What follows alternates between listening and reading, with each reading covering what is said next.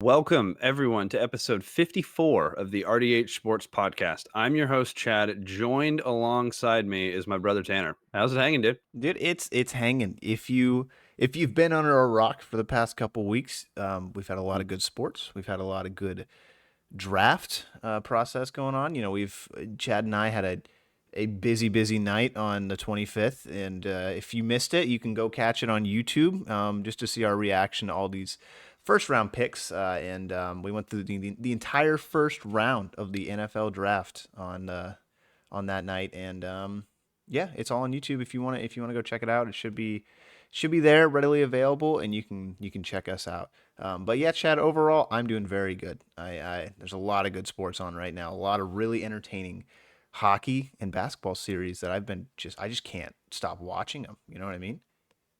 Yeah, I mean, this is the time in sports that's really fun. If you're an NFL fan, it's kind of the lull. You got about a couple months till everything starts. You got training camp, you got OTAs, you got that stuff coming up, and you got contract holdouts. You got that stuff too. That's coming on now. If you're a Cowboys fan, if you're a Vikings fan, you know who I'm talking about. Your wide receivers are being held out. We won't get into that too much because this episode really today we're just going to review every single team. It's not going to don't worry, it's not going to be 4 hours like the NFL draft live stream was for us, but we're going to review every team. I'm pretty much going to hit every pick in the first 3 rounds and then kind of scatter around some prospects that I thought were really good in the later rounds. And we're going to give each NFL team a draft grade. We did it last year. We're going to keep doing it this year. Next year, we're gonna do it again. And next year, it's going to be pretty cool. Like Tanner mentioned, we live streamed the first round of the NFL draft. And thank you for everybody that viewed that. Thank you for all the questions. The chat was popping. Thank you for everybody again for doing that. And each year we're going to get better with this stuff. And next year, just wait till you see what we have planned for these draft grades. It's going to be a blast. So RDH Sports, like we said, we're a sports podcast. Typically each week, if you haven't listened to us, we hit every sports, but right now it's just NFL draft. It hurts me and it pains me to say because I'm right there with you, Tanner. I could talk for an hour and a half about these NBA and NHL playoffs. They are so good, and there is a ton of game sixes tonight and a ton of game sixes. Well, there's one on Saturday, and this I can't even get into it because I'm gonna go crazy. We're gonna jump in to the NFL draft. NFL draft grades. Starting off with the Arizona Cardinals, we've got Marvin Harrison Jr. that they picked round 1, pick 4. Darius Robinson, round 1, pick 27. Max Melton, round 2, pick 11. And Darius Robinson out of Ohio State. He's an edge rusher. Max Melton is a Rutgers cornerback. Trey Benson in the 3rd round. The Florida State running back. That's unbelievable. Then you've got Tip Ryman, Illinois tight end. Elijah Jones, Boston College cornerback. We're still in the first 3 rounds. Then I wanted to call out their 4th round, 4th overall pick with Dadrian Taylor Demerson, the Texas Tech safety, who was a safety that we did a prospect profile on, and I was in depth with that safety. He was my number 5 rated safety, and that's kind of where I expected him to go, was the 4th, 5th round. So that's a really good pick there. But Tanner, start us off with the Marvin Harrison Jr. pick. I mean, you're sitting there as an Arizona Cardinals fan. You're like, okay, he's there. He's sitting there. Please don't mess this up, Arizona. And they didn't. What do you think about that pick? I explained it on when he was drafted. It was kind of one of those that's like, all right, yeah, that he should go here kind of pick. They Yeah. didn't mess it up, and it's just he's going to give you everything you want out of a number 1 receiver and so much more. Kyler's going to be happy. He's going to sleep well at night for once finally, because Marvin Harrison Jr. is catching passes. So I think that team's going to get a lot better. I really do. I think Kyler was kind of out there. I think he played well this past season. Not obviously to the level that we've seen Kyler before, but I still think that he played like well enough to keep his job, well enough for them to have confidence in him moving forward. So I think that this addition, specifically with Marvin Harrison Jr., it's just going to make that offense 2, 3, 5 times better. Whatever you want. It's going to make the offense better overall. He's just a very, very talented player. He does things, to the highest level, and he does it consistently. So that's why he was a top 5 draft pick. That's why he's here, number 1 receiver off the board, and it wasn't really a question. And no one really was like, oh yeah, I think Malik Neighbors or Odunze is better than him. Maybe some people here and there, but it was kind of a consensus he was the best receiver.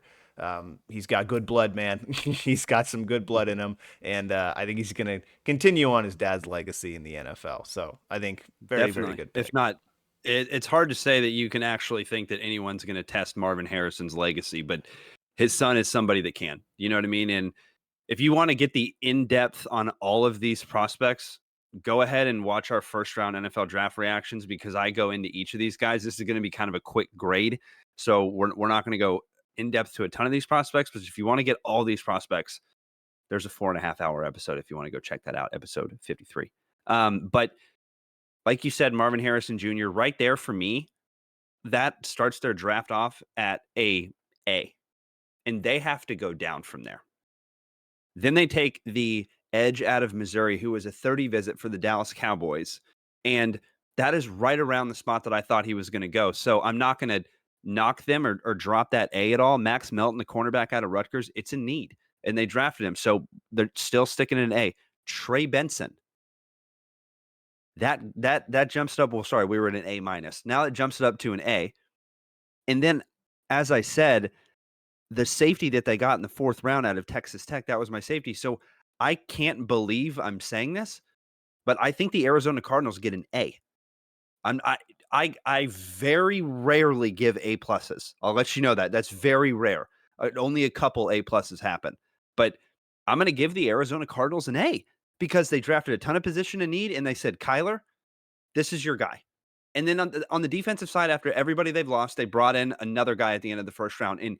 In this draft class was loaded in the top 3 rounds. Remember, we said the meat on the bone was rounds 2 and 3. Well, guess what? Arizona had 1, 2, 3, 4, 5, 6, 7 picks in the top 3 rounds. Tanner, A for the Arizona Cardinals for me. What do you give them? It's pretty good. A. I think I'm also going to give him an A. I think maybe less criteria when it comes to how you're grading your prospects and how or how you're grading your teams and how I'm grading mine.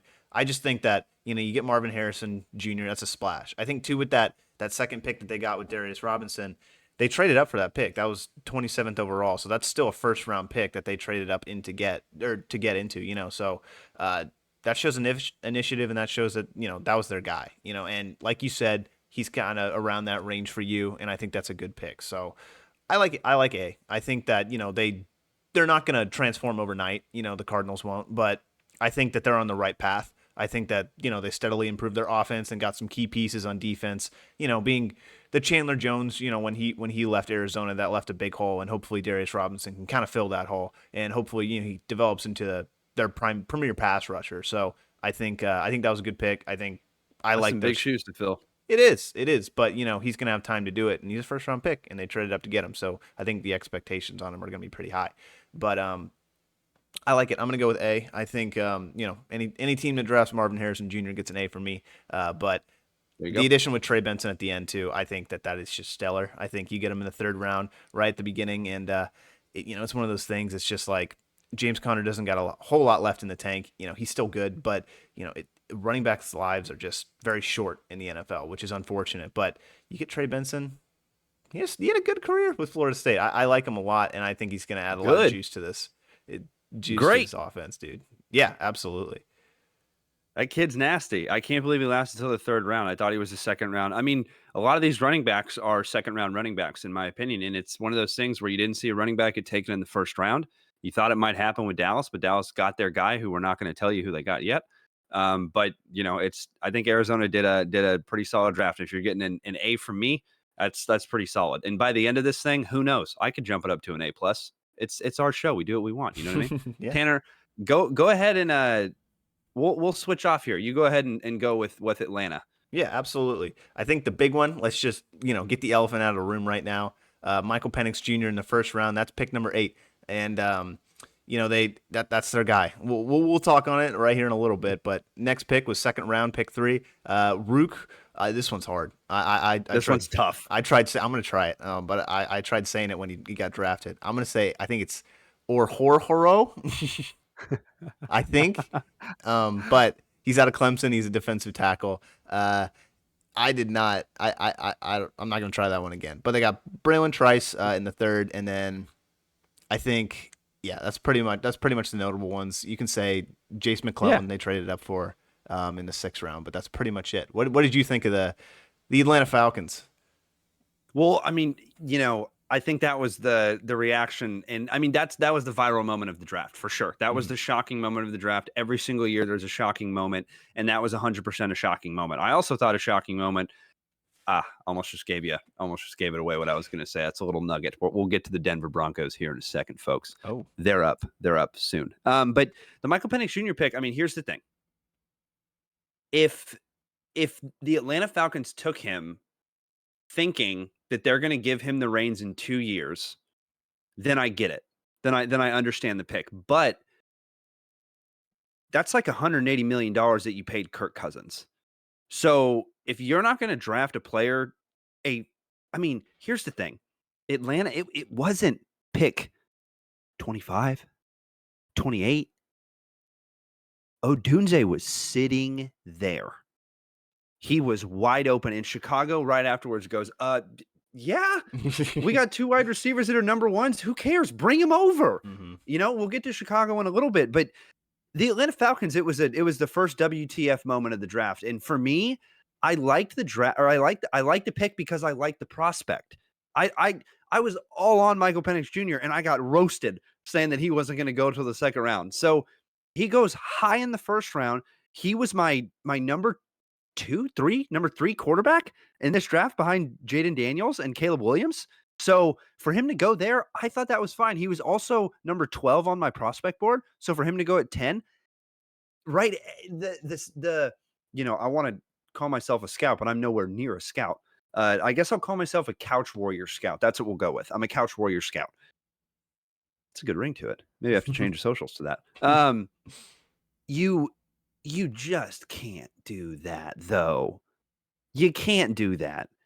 If you have the opportunity with Kirk Cousins, who's going to come in and win that division, he's going to win that division. I'll let you know. That's for a couple episodes down the road when we preview all of the teams and go through who we think is going to win the division and their record and everything. It's going to be insane.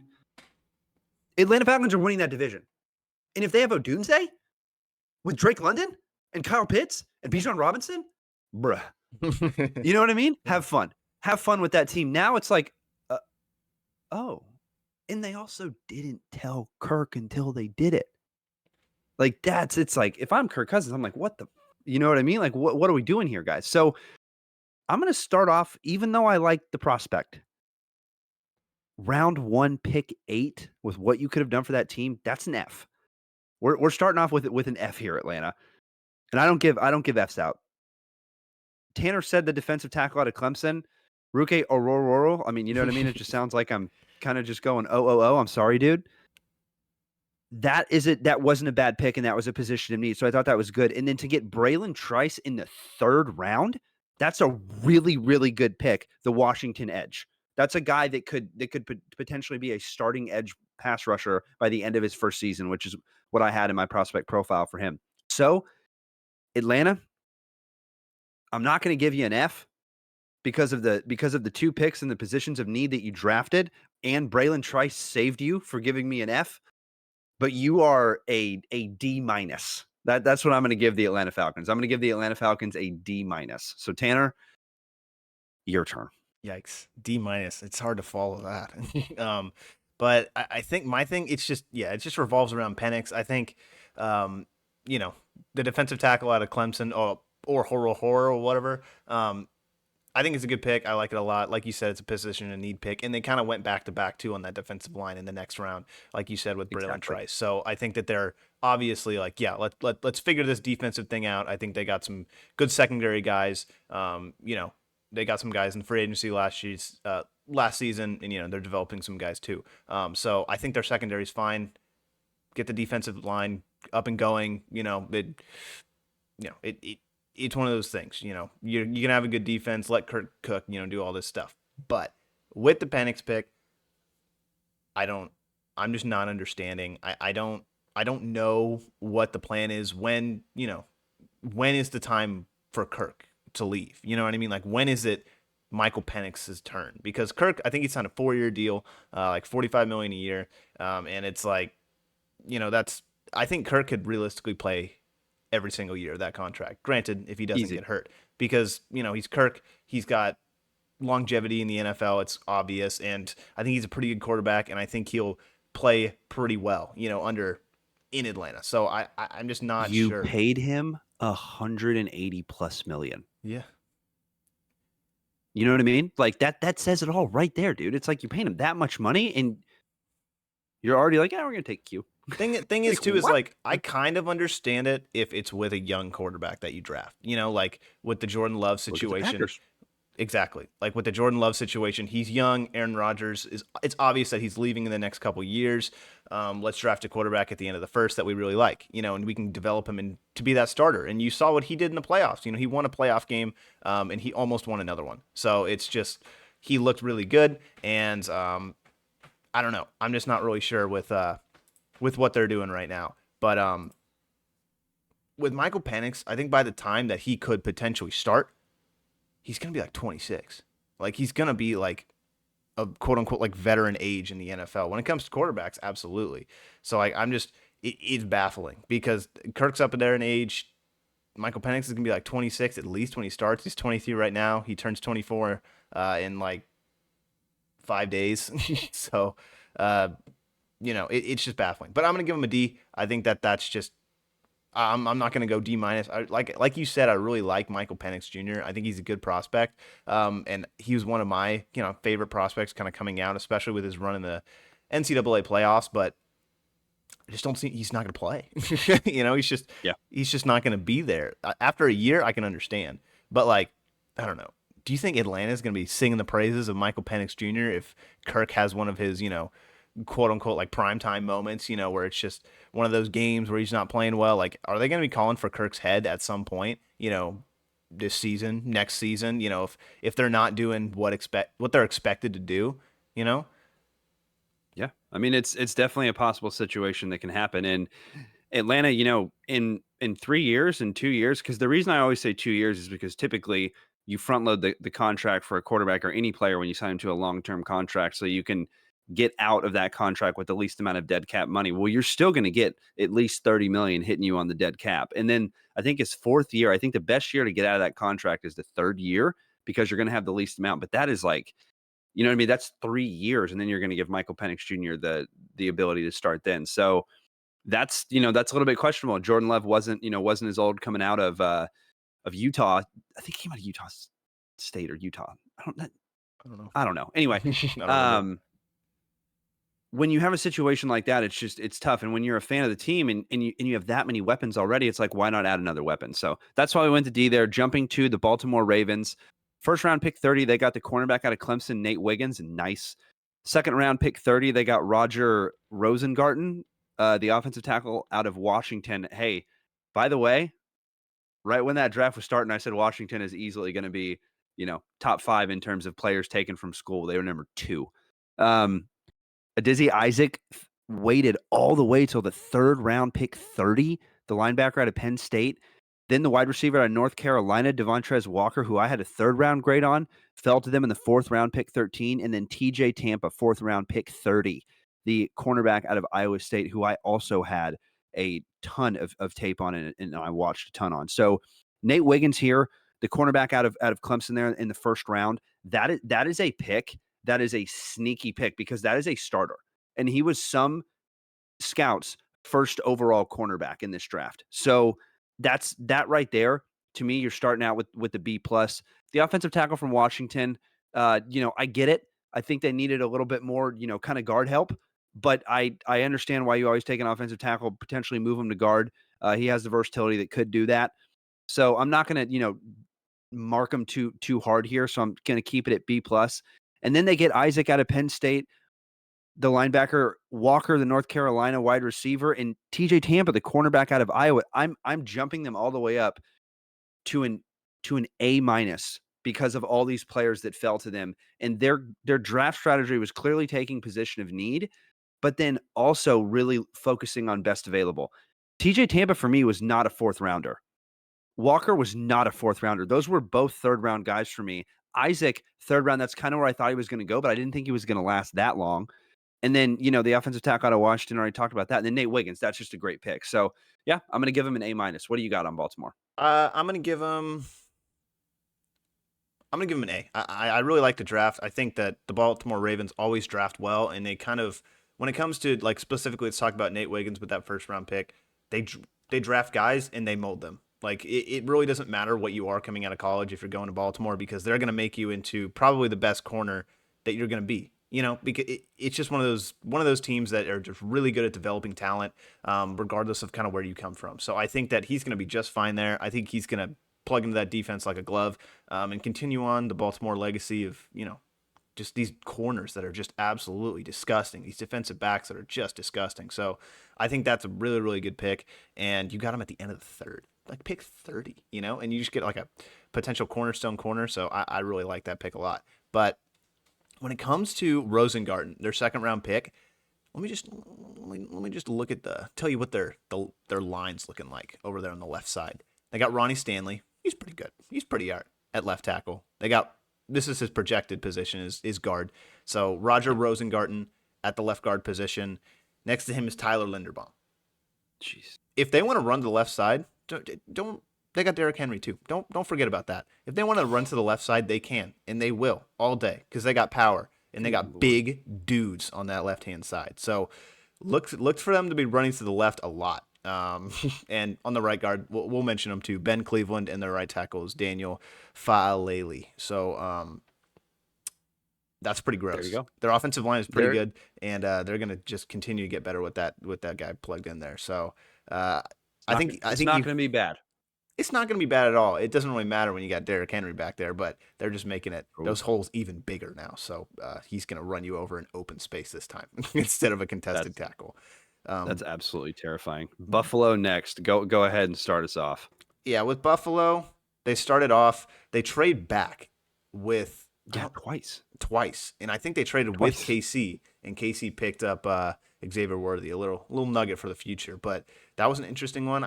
Bills fans were not happy about trading with KC. I saw an interview. Yeah, there goes your wide receiver. Yeah, I mean, I think it's that situation where it's like that's not their favorite guy. You know what I mean? I don't know how Xavier Worthy is not your favorite guy, but they go back to the first round, or the first pick in the second round, and they get Keon Coleman. He's a wide receiver out of Florida State. And then they go down, they get Cole Bishop, who's a safety out of Utah. And then they get, in their third round, Dwayne Carter, defensive tackle out of Duke.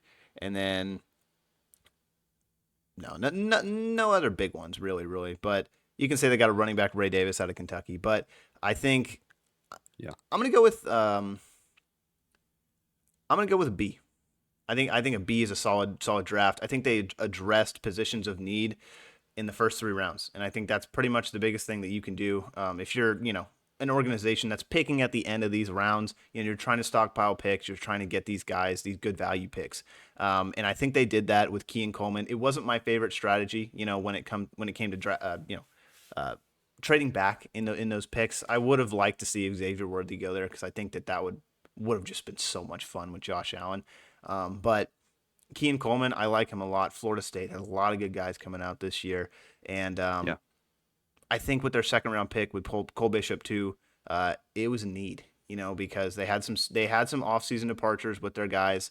So you need to get some young talent back there, and Dwayne Carter at Duke at the defensive tackle position, another position of need on that D line. So I think overall B, I think that they addressed pretty much everything that they wanted to. But it's kind of hard when you're picking at the like almost the very end of the round pretty much every single time. It's going to be hard to find the guys that you really want, unless you trade up, unless you use some draft capital to trade up. But you go look at like Atlanta. They only drafted 1, 2, 3, 4, 5, 6, 7, 8 players. Buffalo drafted 1, 2, 3, 4, 5, 6, 7, 8, 9, 10 players. So they could have used those picks to trade up and get another guy that they liked, or more shots at the dartboard, right? You get some guys in the later rounds, maybe they hit. But what did you think about the Buffalo Bills draft? I think I agree with everything you said. I don't understand the trade back, especially with Kansas City. That's a team that you're pretty much, you got to beat every year. They're going to be there. And now they take the guy that can burn down the field. He definitely needs to work on his hands a little bit, but he can still burn, and he's not that bad of a route runner. So, and now you have, Patrick Mahomes throwing to him. For me, for Kansas City to come up, trade up, from Buffalo and take who everybody thought was that Buffalo was going to take, it's like I'm going to have to knock Buffalo down a peg there. But I understand the draft approach, like you just said, throwing more darts at the dartboard to get more prospects. And those two prospects that they got, or they got a ton of prospects because of these trades, right? So two more prospects that they brought in because of that first trade. If those prospects hit in the later rounds, then yeah, that could potentially make that trade back very good. And then our draft grade's completely wrong. It'd be an A+, right? Right. But for me, you know, Coleman out of Florida State's a great wide receiver. He's a second rounder for me. I didn't, it's their they got kind of taken out, right? A lot of wide receivers got taken in the first round. So I did not think that was a bad pick at all. I'll start there, I'll give him I'm starting with the C+ because for me, you're trading back in the first round, and I understand that you're picking up prospects, but that's just tough for me. And then a safety out of Utah, like you said, they take position need. I thought there were better safeties on the board. So I'm gonna keep him there at the C+ position. But then taking the defensive tackle, Dwayne Carter out of Duke, that was a really good player on my board. And then also I think the Kentucky running back in the fourth round, at the end of the fourth round, by the way, is Ray Davis was a pretty sneaky pick as well. So I'm not gonna jump up to give him in the B range, but I'm gonna give him a C+. And if any of these guys hit at in the later part of these rounds or from what they did from that trade in the first round, then I would bump it up to a B. But Coleman, he's already the best guy the media has. So, right there, it's hard to not give him a B, but that guy's hilarious. We're jumping to Carolina now. Kind of surprising. Let's just say that Carolina had kind of a surprising draft. They took Xavier Leggett, the wide receiver out of South Carolina, which a lot of people didn't think he was going to go in the first round, but they were first round pick 32. That was a trade. Then they were the first team to take a running back. Second round pick 14, Jonathan Brooks. Then Tevin Wallace, the linebacker out of Kentucky. Then a unbelievable pick in the fourth round, in my opinion, with Jatavian Sanders, the Texas tight end. That was my number 2 tight end, and he got waited all the way till the fourth round. So Xavier Leggett, I start there with a, they definitely needed a wide receiver, and that's a guy that I don't know if I necessarily would take in the first round, but it's pick 32. It's practically in the second round. So I'm going to give him a B for that one. Then you get Jonathan Brooks. I think that's, or there, I'll give him a B-. Then you go up to Jonathan Brooks. That's a B. Tevin Wallace stays there at the B, but then Jatavian Sanders to me jumps them up to a B+ because that's a guy that I really like. And I think that that's a guy that could potentially be a starting tight end in this league. He was my number 2 tight end, and he fell all the way to the fourth round. So I got to give Carolina props on this draft. I think they had a pretty solid draft. I think this is their best draft that they've had in a couple years, and I'm really interested to see what happens with Leggett and Bryce Young next year because that's exactly what they needed. So my final grade on these guys, I'm gonna give them B+, man. I'm gonna give them B+. What do you got on them? I think I'm gonna give him. I'll give him B. You've convinced me. I was gonna give him a B-, but I think you've convinced me with these guys that you were talking about. I think the biggest thing is, what was the problem last year for Carolina, and that was their offense couldn't do anything because you got Bryce Young there. He's a rookie. He's not. He's had a rough rookie season, and you got all these guys around him that weren't really helping him. It's all these older guys. You got Miles Sanders. That was your number 1 running back. You got Adam Thielen. He was the other receiver too that they went out and got in free agency. Like these guys, they are at one point in their career they were number 1s, but I don't think anymore that they can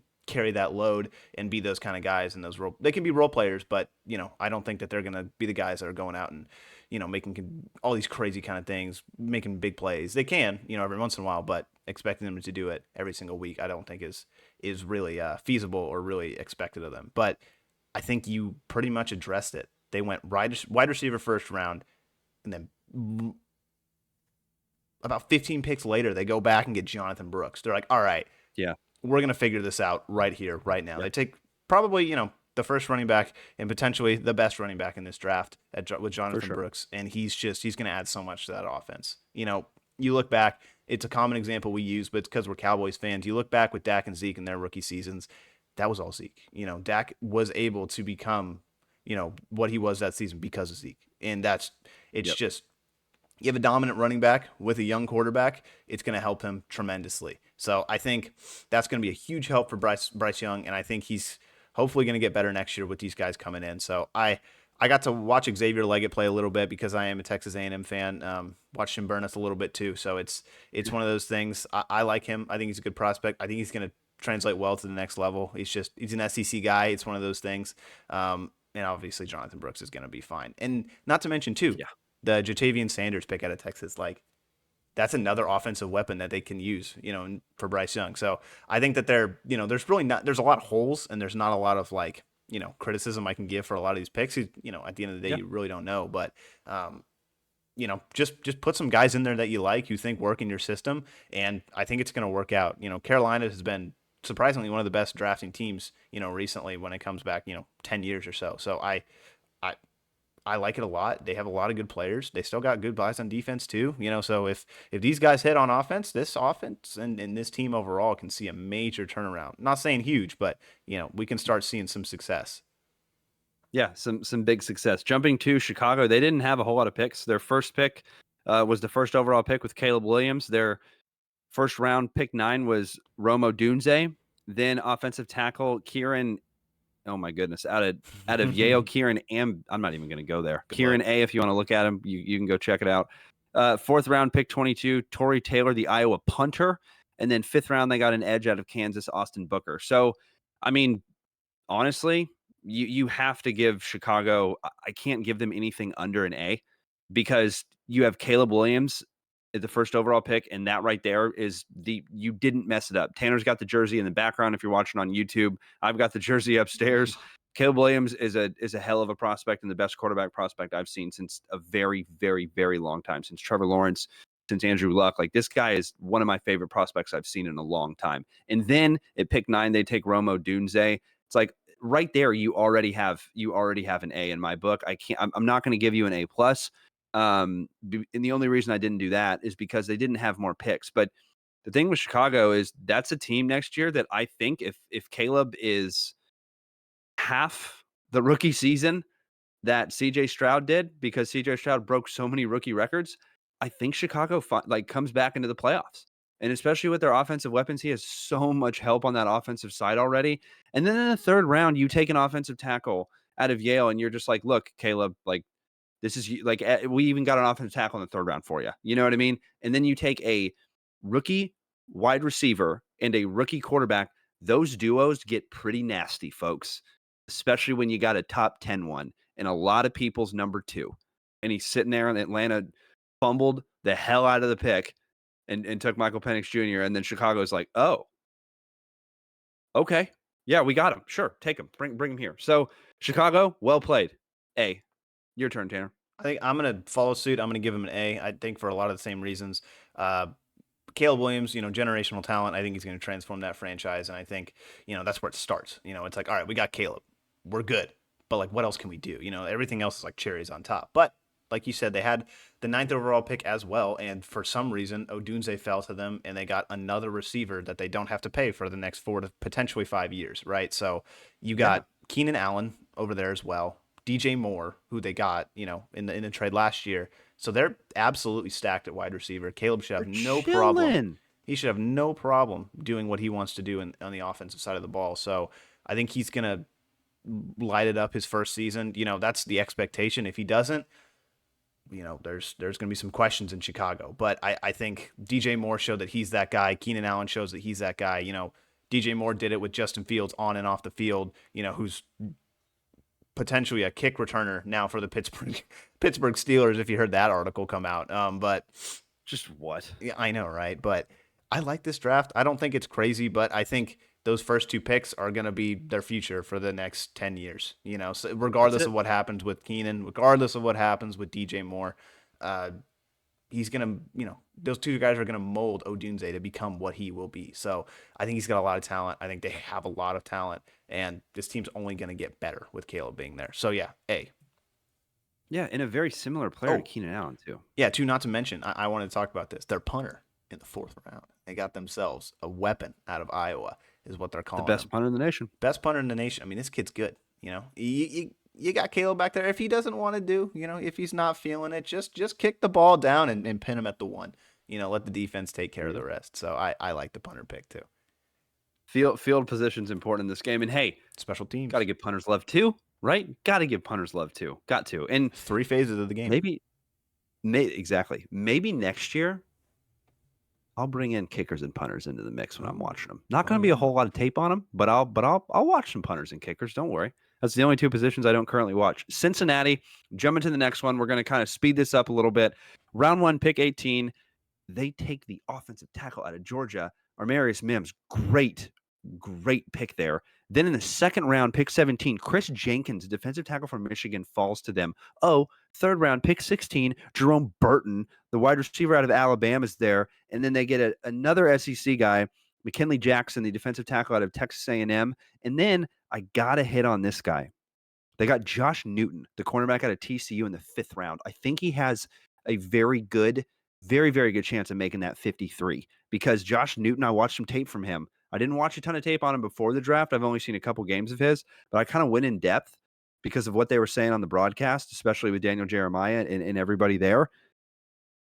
He's pretty solid. So that's a pretty good pick. But Cincinnati, what is the one thing for Cincinnati that keeps them out of the playoffs? Joe Burrow getting injured. So what do? They get a big boy on the offensive tackle position, and nobody's moving that guy. Nobody's moving that guy. And for him to still be there at 18, that's a solid pick. The defensive tackle, Chris Jenkins out of Michigan, middle of the 2nd round. Okay. Didn't think he would. Let me rephrase that. I kind of thought he would be there, but with Newton falling out of Illinois, I didn't think the run on defensive tackles was going to happen after the Texas defensive tackle went in the 1st round. So right there, that's a pick of need and a very valuable pick. Then you've got the wide receiver Burton out of Alabama, 3rd round, great. Defensive tackle out of Texas A&M, Jackson, solid. So for me, Cincinnati, guess I'm going to give them a B+, man. I'm going to give them a B+, because position in need that they do every time, and then you just keep seeing these names that keep falling. And what happens? It's always the freaking AFC teams that get them in the later rounds. And it's going to be a theme when we talk about Kansas City. It already happened in Baltimore. It already happened in Buffalo. It happened in Cincinnati. You don't want those teams to get any better. But, guess what? They did. They all had pretty solid drafts. Tanner, what do you think about Cincinnati? I'm gonna defer to you on this one because I like Amarius Mims. I think it fills a potential position of need, but it was a little confusing of a pick, but because they already have Trent Brown and they already have Orlando Brown Jr. So it's not a huge need, especially if he's projected to play tackle at the next position. He could potentially be that swing tackle kind of guy where he kind of fills in where he needs to be. I think he definitely has the ability to move to guard. When I said he was a big guy, he's a big run stopper. So a lot of tackles that are run stoppers have a better time moving from tackle to guard. So most likely they will probably put him at guard, and just like you said, it's a swing tackle position potentially. Yeah, so I think it works very, very well in that way. I mean, they got Alex Kappa over there at right guard and Cordell Volson, who I'm not really sure, at left guard. So maybe that's where he's going. That's where he's plugged in. But right now on the depth chart, he is the number 2 right tackle, I believe. Yeah, so behind Trent Brown. So just wanted to say that too, where he fits into the rotation. I'm not really sure, but I think it's a position of need. At the end of the day, it is a position of need. The more guys you can get out there to protect Joe Burrow, the better.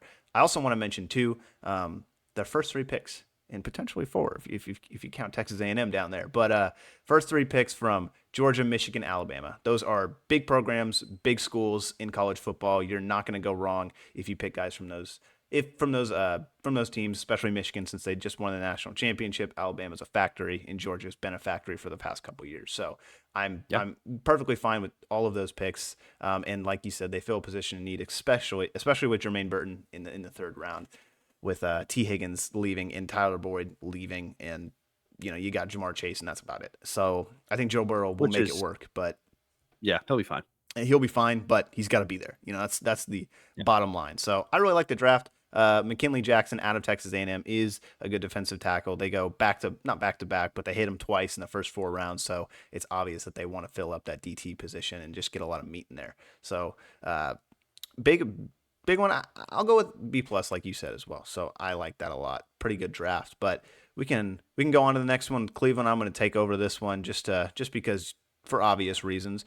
They didn't have a first round pick. Everyone, we already know this. I I don't know if there's one more year left or if this is the last year of that Deshaun Watson trade. I think there might be one more year left. But they start off in the second round, the 22nd pick in the second round with Michael Hall Jr. out of Ohio State, defensive tackle. I like that pick. They've been struggling with defensive tackles for a long time, but they've got a lot of big key guys in free agency. So Dalvin Tomlinson, Shelby Harris, these guys are on their line. And, Michael Hall Jr., I'm never going to be mad if you're taking a big DT from Ohio State. So I think he's going to learn from those guys as well on the defensive tackle line. And they're slowly but surely building up that D line once again. So I like that pick a lot. But Zach Zinter out of Michigan, an offensive guard, just, continuously making that O line better. It's, been injury ravaged these past couple seasons. These guys are getting older, and you're not really sure what's going to happen in the future in terms of contracts and stuff like that. But we got to make sure. It's kind of a similar situation with Cincinnati. You need your quarterback on the field, especially the quarterback that you traded 3 first-round picks for, who is going to be your franchise and who is your franchise right now. So you want him on the field. You don't want him to get injured. So just more ammo in that offensive lineman room. But Jamari Thrash is in the 5th round. They get a wide receiver out of Louisville, and no other big ones in my opinion. They get a linebacker, corner, defensive tackle down the line, but I think wide receiver was a position of need coming into this draft. But since they got Jerry Jeudy and they have Elijah Moore and obviously Amari Cooper, I think that their wide receiver room is very good, and I think he's going to add very well to that as well with Jamari Thrash. So overall, I'm going to give Cleveland, just based on because they didn't really have a lot of draft picks, and given what they were given in the situation that they're in, I'm going to give them a B minus. No, let's say B. I'll say B. I like their first couple picks, but nothing super sexy. Just a lot of these position of needs. Just in the situation that they're in, they're not really. They can't be picking. What am I trying to say? They can't really be picky. They kind of, whoever falls to them, the guys that they like, they're gonna pick. So they've drafted well over the past couple years. The roster is absolutely stunning, but it's just they're just getting more depth guys. Kind of that's what I've been seeing. Even with that second round pick, I think that's the big one. I think that's the one that's going to put me at a B. So I'll go with B with this one. What do you think, Chad? Nice. I think that when you don't pick until the second round pick 22, it's going to be really hard to get anything in the A range. The B range for me too is pretty challenging. But when you go out there and you take positions like a defense tackle, like linebackers that they got. I definitely think they could have used some help at other positions they didn't really take.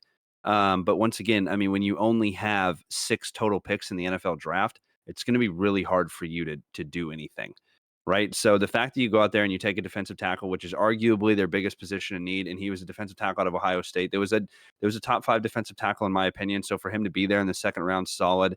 And then Zach Zinter, the guard out of Michigan. That was not a bad pick as well. And I watched a lot of tape on Zinter, and I think he has the potential, even with the 3rd round pick, to be a starter in the future. And then, the wide receiver out of Louisville is in the 5th round. So they only had 2 picks, in the top 90 picks in this draft, or top 100 picks in this draft. I mean, that's going to be really hard. So for me, I'm not going to give them, in the B range. I do think with what you were saying with free agency and all of the additions that they have, and on that roster that they already have, and all the names that they have, yeah, they definitely need to add more players. But Cleveland, believe it or not, has one of the best rosters in the NFL. If you look up and down. So I don't think it was a bad draft. I don't think it was a good draft. I think it was okay. And when you have that kind of draft, for me, it's like, yeah, I'll give you a C. You know what I mean? I'm gonna give him a C. I'm not gonna give him a C plus. I'm going to give him a C, but the reason is because it's only 6 picks. And for me, it's really hard to judge these guys, especially when you're not picking until the end of the second round. And for me, it's like, okay, if you only have 6 picks, like, I don't know, if it was me, I would try to trade a lot of those later round picks and potentially throw in a pick or two from, next season, future seasons, and try to get out there and get some guys. Because I think that there was definitely some guys that they could have taken, especially, some people at the defensive line position. But you can pick holes in anybody's draft if you really want to talk about it. So I'm gonna go C for the Cleveland Browns. Then we're gonna jump into the Dallas Cowboys. This was another wild ride for the Dallas Cowboys. When we were live, it was another WTF moment when Dallas traded out of their pick from 24 traded all the way back to the end of the first round. And then the player that they got in the first round, Tyler Guyton, the offensive tackle out of Oklahoma, a lot of people were very confused about that pick. Then the second round, you take Marshawn Nealon, the Western Michigan edge. A lot of head scratchers on that pick as well. Then third round, pick 9, Cooper Beebe, the Kansas State offensive guard. Great. Then the next third round pick 24, Maurice Lefatu, the linebacker out of Notre Dame. Great. Then in the fifth round, they take Kalen Carson, the cornerback out of Wake Forest. Sixth round, pick 40, they take Ryan Flory, South Missouri State wide receiver. Seventh round, Nathan Thomas, Louisiana offensive tackle. And seventh round, pick 24, Justin Rogers, the defensive tackle out of Auburn. So that's right. No running back was drafted. Not a single running back was drafted here for me. I'll go ahead and start us off. I think Tyler Guyton at the time for me, I did not understand why Jackson Powers Johnson didn't go there. I also thought that, Jonathan Brooks was definitely an option falling almost into the second round there, but Dallas takes Tyler Guyton.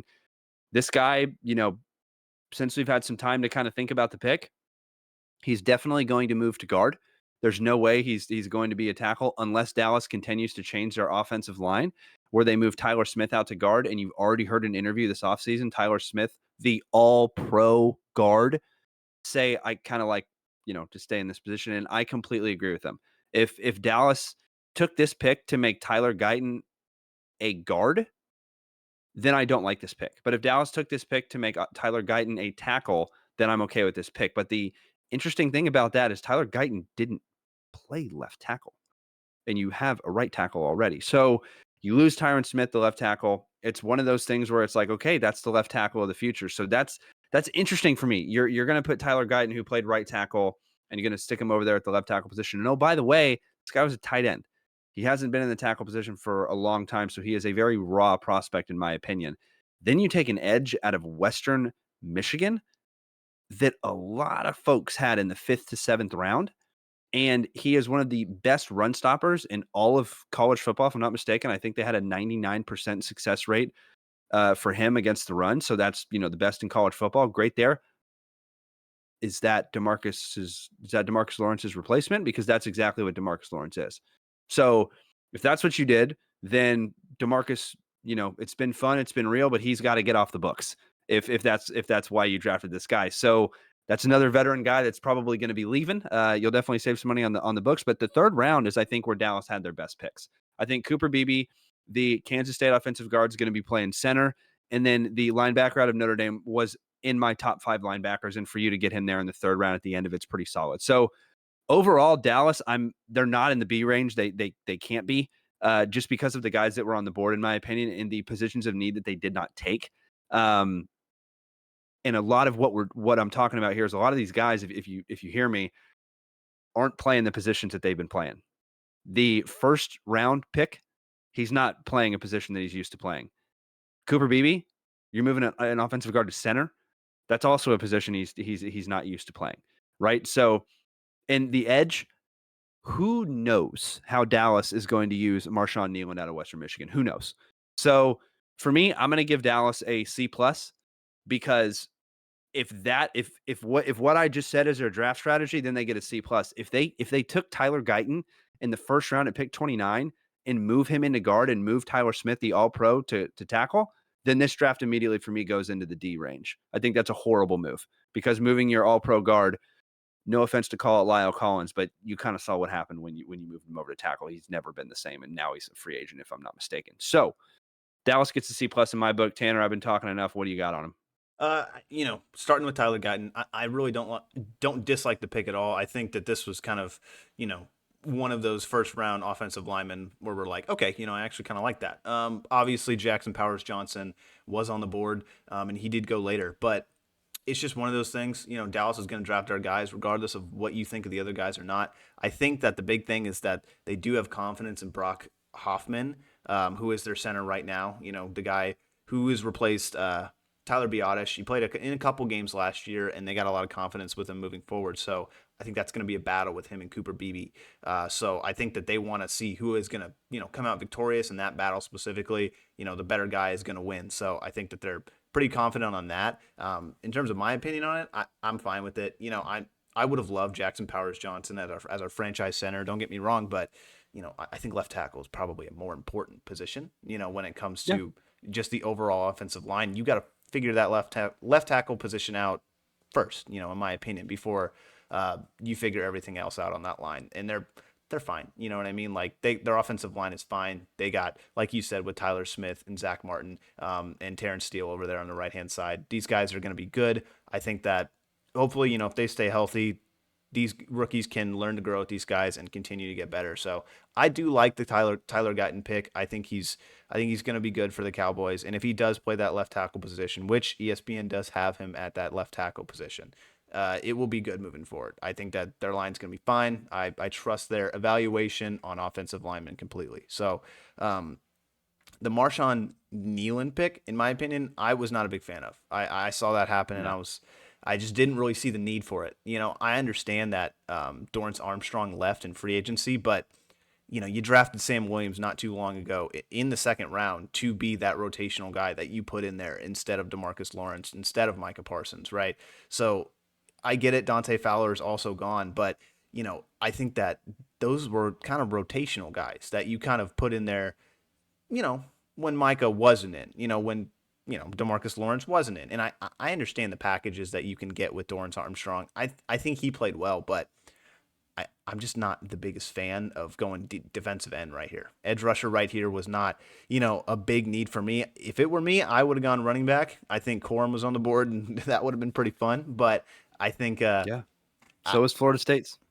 that's Benson. true. That's true. And I think at that time, Jonathan Brooks was the only running back off the board. So I think that He there were was. lot of other big guys available. I think the Zeke signing for the Cowboys is just kind of they're relying on Zeke. They're relying on their running back room as is. As you saw, they didn't draft a running That's back at all. They oof. got Zeke. I almost said Tony Pollard. He's gone. They got Zeke, Royce Freeman, Deuce Vaughn, and Rico Dowdle. So that's who they're running with right now. That's the running back room. I think their strategy is let's just make the offensive line as good as it possibly can be, and then anyone can run behind it, which is probably not the best strategy in today's NFL. So, but I'm not an NFL scout. I'm not an NFL GM. If that's what you want to do, go for it. Maybe they'll target running back pretty high next year. But off of that Nealon pick, I just didn't see the really need for it. I think their edge rushers are pretty dang good as they are, especially with Micah Parsons leading the charge. But Cooper Beebe, I like it a lot. Like I said, he's going to battle with Hoffman for that center position. And then, like you said, with that Notre Dame linebacker, Liu Fao, Maurice Liu Fao, however you say it, I like that a lot. I think that they're going to have some young linebackers coming in this year, especially with DeMarvin Overshown coming back from injury.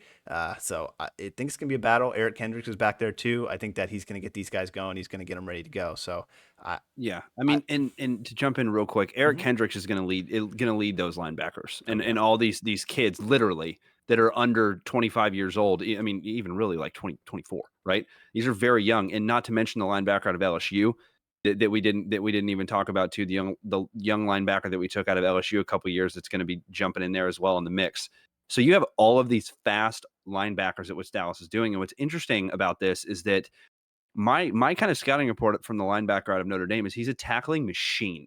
And so it's like that's exactly what you want. To be honest, he was it was surprising to me. Mhm. That was the only pick that Dallas took where I was like, I would take this guy right here. And they did. And I'm like, hey, it finally happened. You know Right. what I mean? It finally happened. But it's one of those things for Dallas. It's like that was a solid pick there. That was a very, very solid pick. Like third round for Dallas, best round in my opinion. But I'm really interested to hear what is your overall grade on them because it kind of seems like for these prospects, it's like first round you like the Tyler Guyton pick, second round you're like, not so much. Then third round you're a big fan of. So what do you think? I'm gonna go B minus. B minus. Okay. I like the overall strategy that they went for. I think if it were me, I would have gone completely different in a lot of the other picks, but I don't think that the picks that they used were bad. You know what I mean? Like I don't think that Okay. at the end of the day it's like, okay, that was a bad pick. No, I don't think it was. Obviously there were some guys on the board that could have been better, quote unquote, and made it a better pick, but we know how Dallas drafts. They don't draft the guys that you want them to draft. And it's been successful for them up to this point. I mean, almost their whole team is built on the draft. So I think that they trust their guys. I think they trust their scouts, and I think that this is just how Dallas is. It's obviously don't value center. I think that's the biggest pick here. They do not value center in the first round at all. Is we saw Tyler Linderbaum pass right by us. We saw Jackson Powers Johnson pass right by them. So it's obviously have confidence in this guy, in Hoffman and Beebe, and they just want to battle it out to see what happens down there. But I think their strategy, I think they hit, quote unquote, hit on these guys that they wanted to get. You know what I mean? Their boards, I think they got a lot of the top guys on their board. So I think they were pretty happy about that. And it's just going to come down to what these guys are going to be, and that's the ultimate question with the draft. But especially with Cowboys and especially with their draft strategy, they trust their guys. If it doesn't work out, it's going to be a bad draft. It's going to be a really, really bad draft. But if it does, we could be singing praises on this draft to in years to come. But I'm going to give them a B minus. I do not hate it at all. Okay. Yeah. I mean, I like with what you're saying. And the last thing I want to hit on with Dallas is that, this team only had about 6.9 million going into the draft. They did not have a ton of capital in the draft. They freed up a little bit more to have a little bit more going in. 6.9 wasn't the final number, but a little bit more than that. But it's very interesting to see what Dallas did with this draft. And just the shock of it is no running back taken, especially with all of the running backs that fell to the 3rd round, 4th round, 5th round. There were a lot of guys that were still out there. And that's the biggest, head scratcher for me and why I have them in the C range. In my opinion, the last thing you want to do is take a safety or a linebacker out of that box position because now they have somebody else that they can drop into coverage. And that's not necessarily the best thing for your quarterback. Yeah. Right. You kind of really want a running back. I mean, even when Tony Pollard was in, you watched that safety and you watched those linebackers. They had to watch him because he has straight line speed. Dallas doesn't have anybody that has that speed. Deuce Vaughn, but you saw Deuce Vaughn go into the games last year, and his size was a big factor. Yeah. When he got hit, he fell down pretty much immediately. Not to mention Tony Pollard too. He was kind of a smaller guy, obviously, and that's just his game. That's what he does, and he did not have success in Dallas at all. I think partly because they didn't utilize him correctly, but thank you. Also, their offensive line just he just couldn't run behind it. They just loaded the box every time. He's not a power guy. He's not going to he's going to squeeze through tackles, but he's not going to push through them. You know what I mean? So they got Zeke back. We'll roll with it. I think it's funny. I think it's a really funny signing. It's hilarious. And I think they're just going to be like, all right, one last ride. You know what I mean? So I think it's funny, but no, I completely agree with you. It's the running back position in today's NFL, I guess. Dallas doesn't value running back either. I really would have expected them to take a 3rd round, 4th round running back, but they really just didn't. So it shows you their priorities. They are not big on these running backs, not the guys in free agency, not the guys in the drafts. They want Zeke. They want Zeke running back there. So. Oh, man. Yeah, you're definitely all in, Jerry. Going to the Denver Broncos, the 1st round, pick 12, they take a quarterback out of Oregon, Bo Nix. That was probably the best reaction we had of the whole draft. Then they don't pick again until the 3rd round. They take Jonah Ellis, the edge out of Utah. Then somehow in the 4th round, Troy Franklin out of Oregon, who was a top 50 player for me at that point, was still sitting there, the wide receiver. Then another guy that I have to hit on is Audric Estime, the running back out of Notre Dame, 5th round, pick 12. And that was a top running back for me in this draft. So just a guy that's going to run you the hell over. Estime Denver can't draft a quarterback to save their life. And Bo Nix for me was a quarterback that I understand why they took him there, because I think if Michael Penix Jr. wouldn't have gone, I think that might have been the pick in my opinion. But Bo Nix to me was not a top 15 pick. But I understand the position of need. Denver needs a quarterback. They don't have one. And if they didn't go Bo Nix, whoever you wanted next, Spencer Rattler, you know what I mean? Like the kid out of Tulane who I liked a lot. So there were some guys back there, Florida State's quarterback, but they had to take him. It wasn't necessarily the best name, and I don't know if he's going to hit, but you take that position of need right there. So there's a B minus for me. They always take edge. It's Denver. They work off their defensive line, so that was a solid pick. And then you get Troy Franklin in the 4th round. I think that kid's going to be a starting wide receiver in the NFL. Oh, and by the way, By the way, that's a college connection because they're both from Oregon. Bo Nix and Troy Franklin. And guess who was his number one guy? Troy Franklin. Yeah, yeah. Mhm. So you're bringing that right over. Rookie wide receiver and rookie quarterback duos. We've seen it with Jamar Chase and Joe Burrow. It is a lethal combination because they've already been playing for at least a couple years together. So, and then you get a bulldozer of a running back, Estemi, in the 5th round. So, Denver, I'm actually going to give you a B. I think you had a pretty solid draft. It's hard to give them a B plus because I don't think Bo Nix is going to hit, and that's just my opinion. But they took the last quarterback that they could possibly take there, in my opinion. I think I would have jumped him up into a B plus if their 3rd round pick would have been a little bit better, in my opinion. I don't think Ellis is bad out of Utah, but the guys that were there on the board, I was kind of questioning that pick right there. So that's why I don't jump them up to a B plus. But I give Denver a B. A solid draft from Denver. Okay, yeah, I'm pretty much in the same boat, but I'm gonna give him a B minus.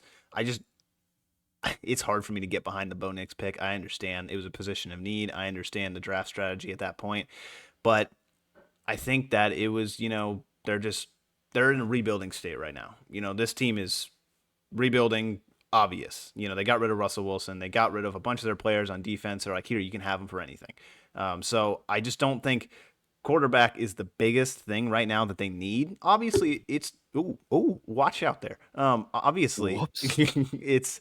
it's one of those things that you want to develop, but I don't think it's necessary right now, if that makes any sense. Like, you want this guy to come in, you want him to develop and be your guy of the future, but this is not, in my opinion, unless Bo Nix turns this franchise around in 1 year, it doesn't happen like that. You saw it with CJ Stroud. We talked about it.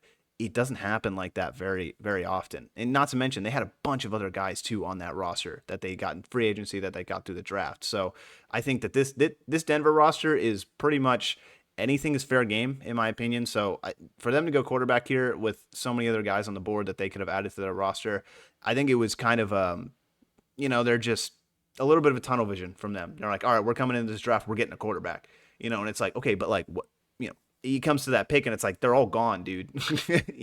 Bo Nix is there. Don't get me wrong. And I watched him play a lot, and he's, progressively gotten better over his career, but I just think that they could have gone someone who is, graded much better at their position at that time in that pick. And they did that exact thing going for the rest of the draft. So it was really, really weird to see them just change their complete draft strategy for the rest of the draft. Like nothing really happened, with that Bo Nix pick. So if that had been Michael Penix Jr., I think I would have given him a B plus, because I would have loved all those picks. But no, I'm going to go B minus here, but mostly because of that Bo Nix trade. But a lot of these other picks are really good. Like you said, Audric Estime out of Notre Dame. I like that a lot. I mean, it's in the 5th round. Like, that's a really good pick. Not to mention, too, they two picks earlier, they go the cornerback. Yeah, Chris Abrams, drain from Missouri. So they got a lot of the guys that they really wanted. And like you said, Troy Franklin, I think that will benefit Bo Nix a whole lot with Big time. with that receiver connection. So I think Bo Nix is going to be, their potential starter for the next couple of years. We're going to see how he develops. I could be completely wrong. He could be a 1st-round quarterback. He could be the best quarterback in this draft. But time will tell, and we'll see if it's a good pick or not.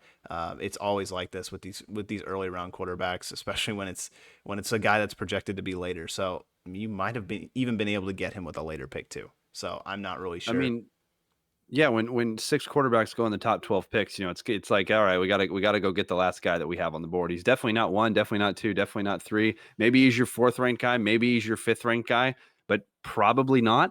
You know what I mean? So it's like that's so tough for Denver, Yeah, but they when you're had to do it. when you're comparing it to like the other positions that were still on the board, and if you compare, obviously we compare quarterback completely different than every other position in the NFL, but if you compare them with a similar mindset to defensive tackle, defensive edge rusher, running back, whatever, it's like the 5th, 6th ranked prospect, and you're picking him at 12.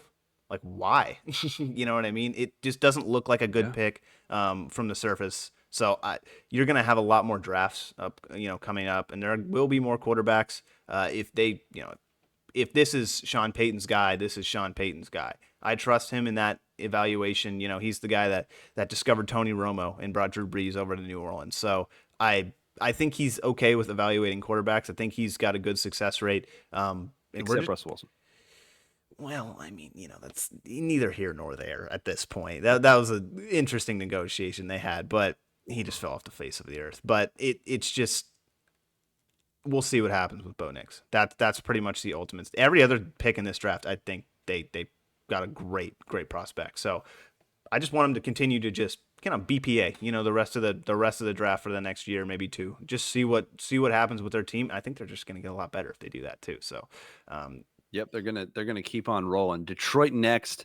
Not a ton of picks, but they trade in the first round to get Terrion Arnold, the cornerback out of Alabama, at 24.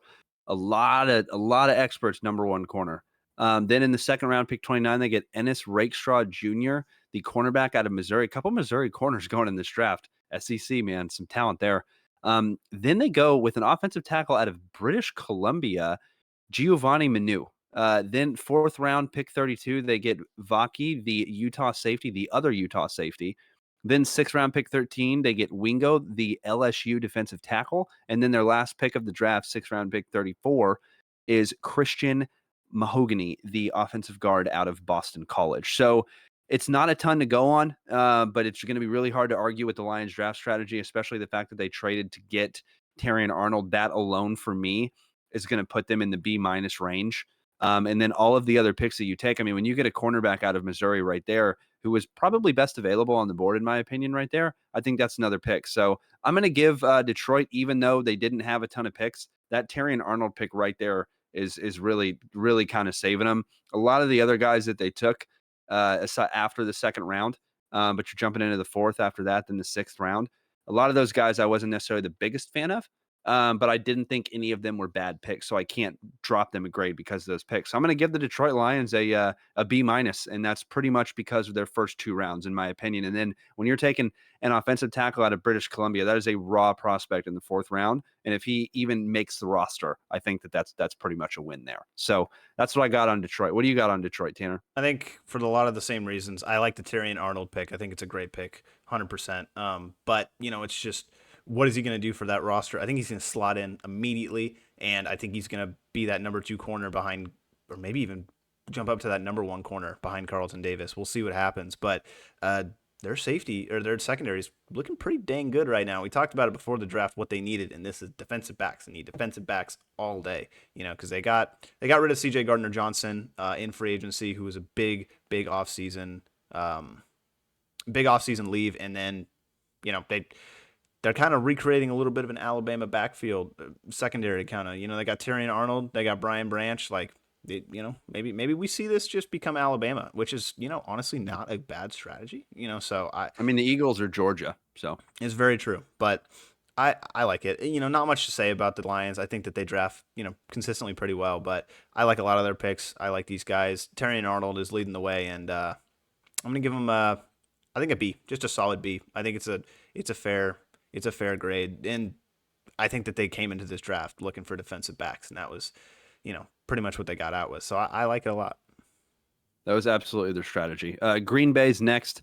The first round pick 25, the offensive tackle out of Arizona, Jordan Morgan. Second round pick 13, trade Edigen Cooper, the linebacker out of Texas A&M. Second round pick 26, Javon Board, the safety out of Georgia. That's right, he was still there. Third round pick 25, the running back out of USC, Marshawn Lloyd. Can't believe they got him almost in the fourth round.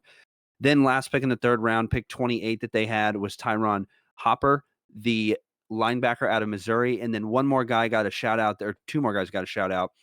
Evan Williams, the Oregon safety in the fourth round, pick 11. And then Jacob Monk, the Duke center in the fifth round. I think he could potentially be a starter. And then what's really interesting is Michael Pratt, the Tulane quarterback that got taken in the seventh round. I had him graded a little bit too high in my opinion, but I had a fourth to fifth round grade on him. So he could have gone late in the fourth round to pretty much anywhere in the fifth round to me. So Jordan Love's obviously their guy of the future. I don't think this guy is going to become anywhere near quarterback controversy, but for him to be sitting there and pick in the round, 7 and them to just scoop him up, I think that was a very, very solid pick there. So every position of need they pretty much addressed, and they got the best linebacker in the draft, in my opinion, out of Texas A&M. They got one of the best safeties in the back. or one of the best safeties in the draft out of Georgia with Bullard. He was a top 5 safety for me. Then Marshawn Lloyd was a top 5 running back for me, and they get him in the 3rd round as well. So I'm going to give the Green Bay Packers, I'm going to give them a B plus. I think that this draft was really, really good by the Packers. No, you know what? I've talked myself into it. I'm going to give them an A minus. The Packers get an A minus. I'm not going to give them a B plus. With the fact that you get the best linebacker in the draft in the 2nd round, then one of the best safeties in the 2nd round, then you get Marshawn Lloyd in the 3rd, then you get a backup quarterback most likely, and then a safety out of Oregon as well. I mean, that's a solid draft. I'm going to give the Packers an A minus. So another team that we gave or that I gave an A to, A minus to. Those don't come out a lot. So good job, Green Bay. Yeah, I think that the big thing too is with Bakhtiari leaving, they immediately addressed it with that 1st round pick. Absolutely. They go out and get Jordan Morgan, hopefully to, be that future tackle to future cornerstone. And like you said, they go back to back, and the next pick they get the top linebacker prospect, depending on who you ask. I think he's amazing. I watched him play at Texas A&M, and this dude is electric. So I think that he's going to immediately add a spark to this defense. And these guys they just grab linebackers. You know what I mean? Like they just find them. I'm really impressed with Green Bay in this draft. Javon Bullard, like you said, out of Georgia, the safety. That's another position of need with Darnell Savage, I think, leaving in the offseason. And they also got Xavier McKinney back there too now. So that's going to be a nice little 1-2 combo. So I like it a lot, Definitely. man. I think I'm going to go B plus. I'm not going to go quite A minus because I don't think it. They did a lot, but I don't know. With these later round picks, some of them, it's just they got a lot of like rotational guys and guys that they really wanted. But I like it, man. I think that they're, rebuilding this franchise to be what it could be again. So I'm gonna go B plus. I think it's a good draft. Yeah, definitely. Not a bad draft at all.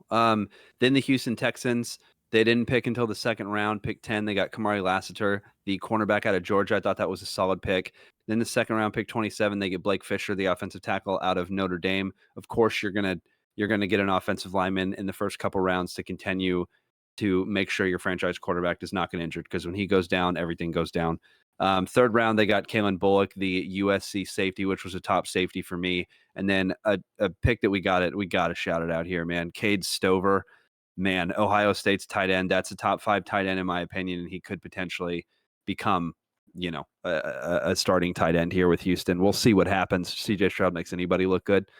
And then, Ladarius Henderson, the offensive tackle out of Michigan, I thought in the end of the 7th round was a pretty sneaky pick, but nothing too crazy. I think their best pick was Kamari Lassiter. They got a position of need there.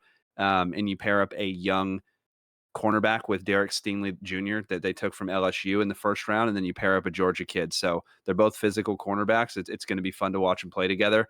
But I can't really say that Houston did great, and I can't really say they did bad. So that's going to be another another solid C plus. I'm going to give them a C plus for Houston. They took positions of need, but nothing really sexy.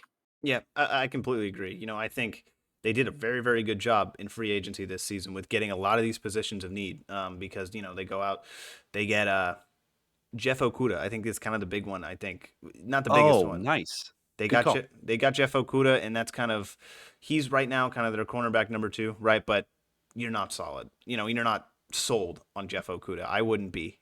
Based on what he's done in the NFL, I think he was like a top 4 pick. Like the dude was very, very high up. And he went to Detroit and just didn't have that much success. He came over to Houston. We'll see what he does. But they go and they take Kamari Lassiter out of Georgia with, he's a cornerback. He's going to potentially start, fight for that starting job and see if he can go on the other side of Derek Stingley, who's been pretty successful in his young career. So I like it. I don't think it's like the craziest thing. I think, the Notre Dame tackle, I think it's good. I think Kalen Bullock, the safety, I didn't see a huge need there, especially since they have Jimmy Ward and Jalen Petrie. But I think he can be an excellent rotational guy to put in there. So I'm going to go, I think it's a B minus. I don't think it's like the craziest draft. It's not the sexiest draft in the world, but I think they addressed a bunch of positions of need. The Ohio State tight end is, he's pushing it up there as well. So I like it a lot.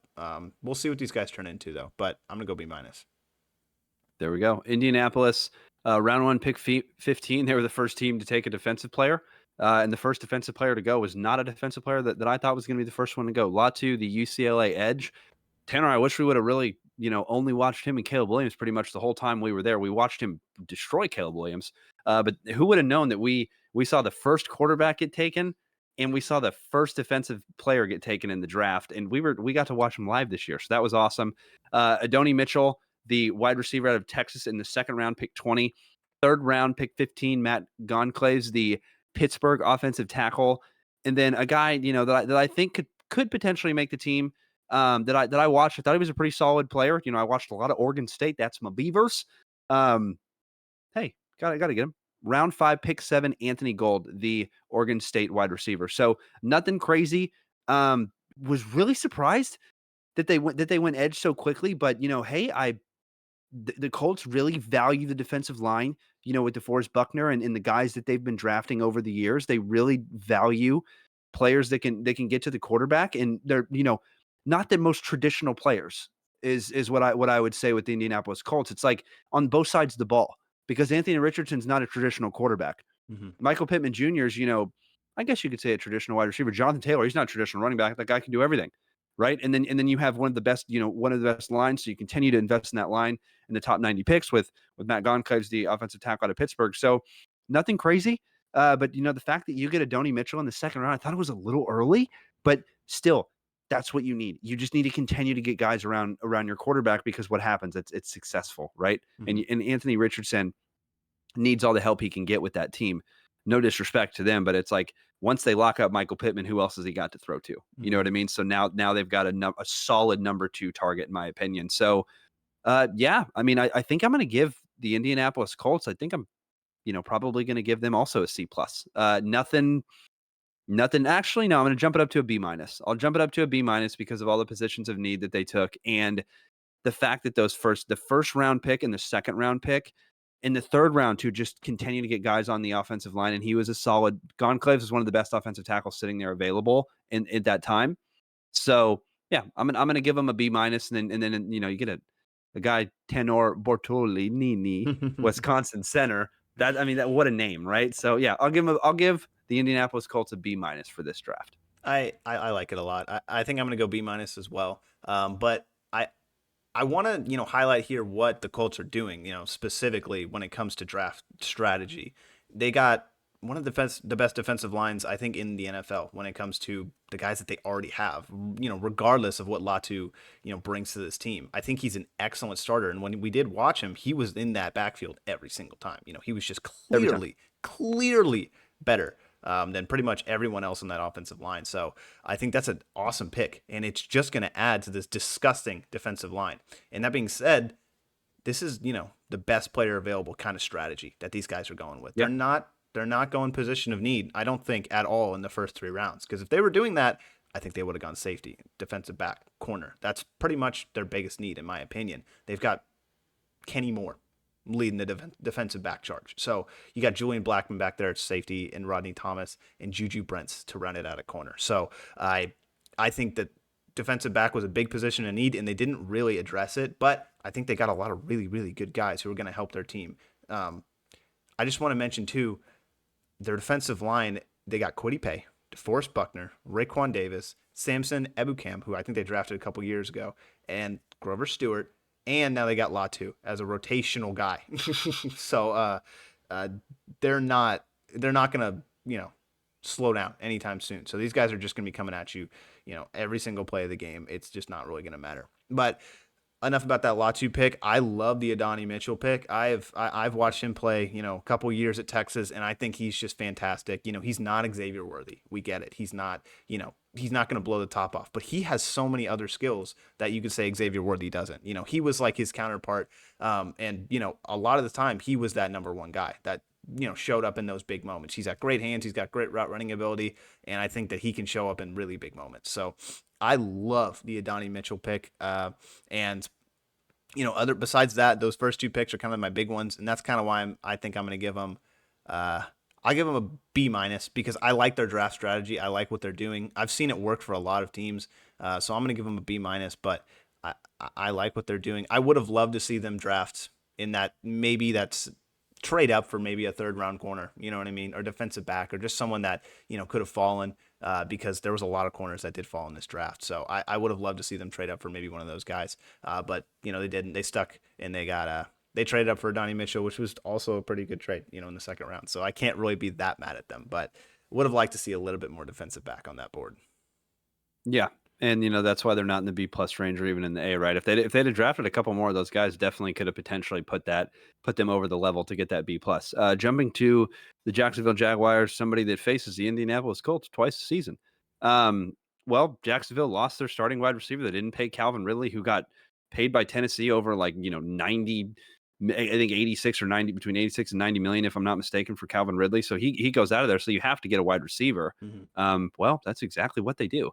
They got the other wide receiver from LSU, Brian Thomas Jr., who, you can say is no Malik Neighbors, but Brian Thomas Jr. at pick 23, that is exactly where I thought he was going to go. I think he was my 22 or 23rd ranked prospect on my board. By the way, can't believe I haven't said this yet. Out of the top 50 prospects, I nailed 84% of those guys going in the top 2 rounds. So, hey, I am a couch scout, but I'm a pretty solid couch scout each year. Just saying. Then round 2, pick 16, they got Mason Smith, another LSU player. He's a defensive tackle. Then in the 3rd round, pick 33 of the 3rd round, they got Jarian Jones out of Florida State, the cornerback, and then pretty solid pick. I'm not going to lie to you here. In the 4th round, Javon Foster, the Missouri offensive tackle. He could potentially be a starter, in my opinion. Not by the end of this first season, but maybe the second season. And I see him really going into that swing tackle role. And then another player from LSU. They drafted 3 players from LSU, and both their defensive linemen with Jordan Jefferson. So you can tell the Jacksonville Jaguars were at LSU's pro day. I can tell you that much, because they were like, we want him, and him. And that's exactly what they did. They drafted every single position of need that they needed. And the fact that they sat there and took Brian Thomas Jr. in the 1st round at 23, I think that he is going to develop into a number 1 wide receiver. I really do. I think LSU has been churning out wide receivers recently. And I think that this kid and Malik Neighbors are going to also continue that same vein with these LSU wide receivers. Are they going to be Justin Jefferson or Jamar Chase? Who knows, right? I mean, that's not fair to say to these guys yet, but these are some pretty solid players with LSU wide receivers. So I'm going to give Jacksonville a B. And the reason I'm giving Jacksonville a B is because of that LSU pick. And you know what? When a lot of guys go from the same school, I like that, because that shows you that this team really trusts in their scouting department, because who was ever there on that pro day, they went with their guys. They went exactly with their guys. And once again, every single position of need that you can realistically say for Jacksonville, they drafted. So pretty solid. And to get Brian Thomas Jr. on a trade, I mean, come on. So I give him a B.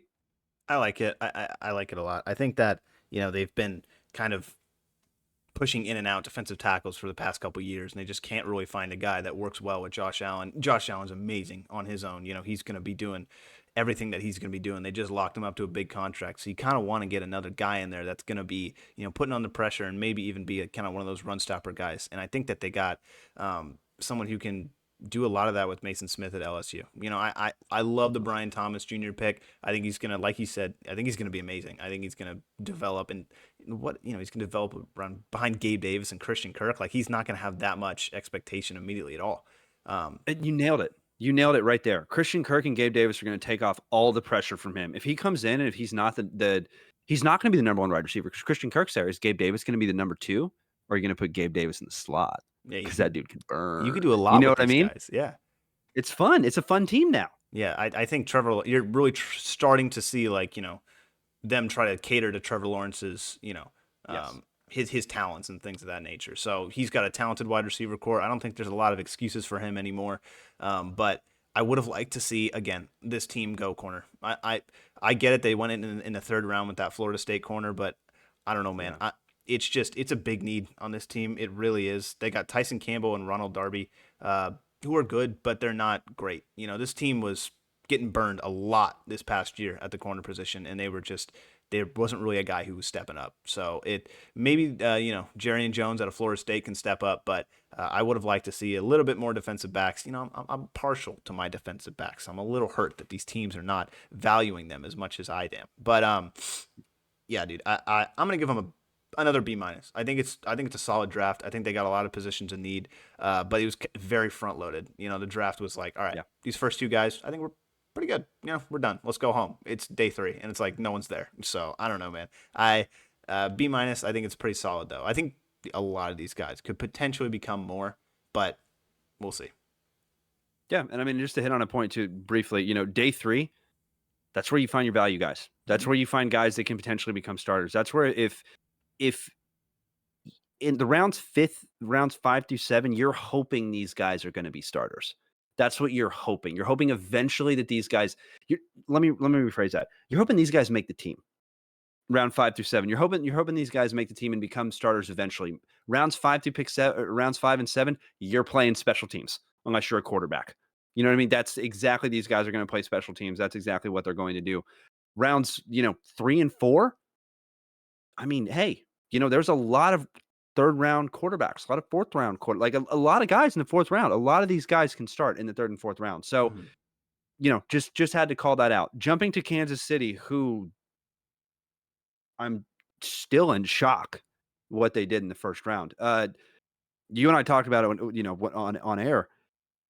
Dude, Xavier Worthy, round 1, pick 28, the wide receiver out of Texas who broke the 40 combine record at the NFL Combine, broke it. The fastest wide receiver ever in the NFL Combine, ever. And what happened? What worked with Kansas City? Speed. Tyreek Hill worked. Speed. Guess what? It's what they got. He needs to, work on his hands a little bit, like I was saying. But dude, are you kidding me? And the fact to trade with Buffalo, who you're playing, like, that just blew my mind that trade even happened. But to be fair, there's trades in division trades too. The Eagles made a lot of trades like Giants and Washington. I'm like, really? You guys really traded the Eagles? I can't believe you actually did that. But Xavier Worthy there in the first round. Second round, Kingsley Sumatea, BYU offensive tackle. That's a good pick. That's a really good pick in the second round. Fourth round, they have no third round picks. Jared Wiley, the tight end out of TCU. And then fourth round is Jaden Hicks, the Washington State safety. And then a couple other guys that they got.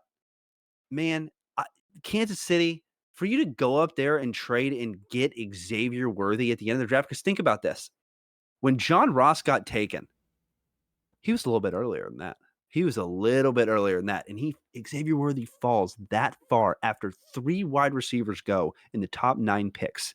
And Kansas City has the audacity to call Buffalo, and Buffalo has the audacity to accept the trade. So Kansas City right there, you're at a B. You're already at a B. And then the Kingsley, the BYU offensive tackle, that's a dog.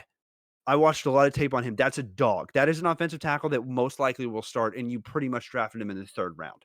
So B+. You got a starting wide receiver for sure. He is a walk-in number 2 wide receiver. And then you have an offensive tackle that will start on your line somewhere, in my opinion, this year. So right there, B+. Yeah, I'm gonna go. Yeah, I'll go B plus as well. I think it's hard to put him at A just based on 2 players, because I think the rest of the draft was good, but it's just tight end with Jared Wiley out of TCU, who's good, but they also got Jaden Hicks out of Washington State, another safety.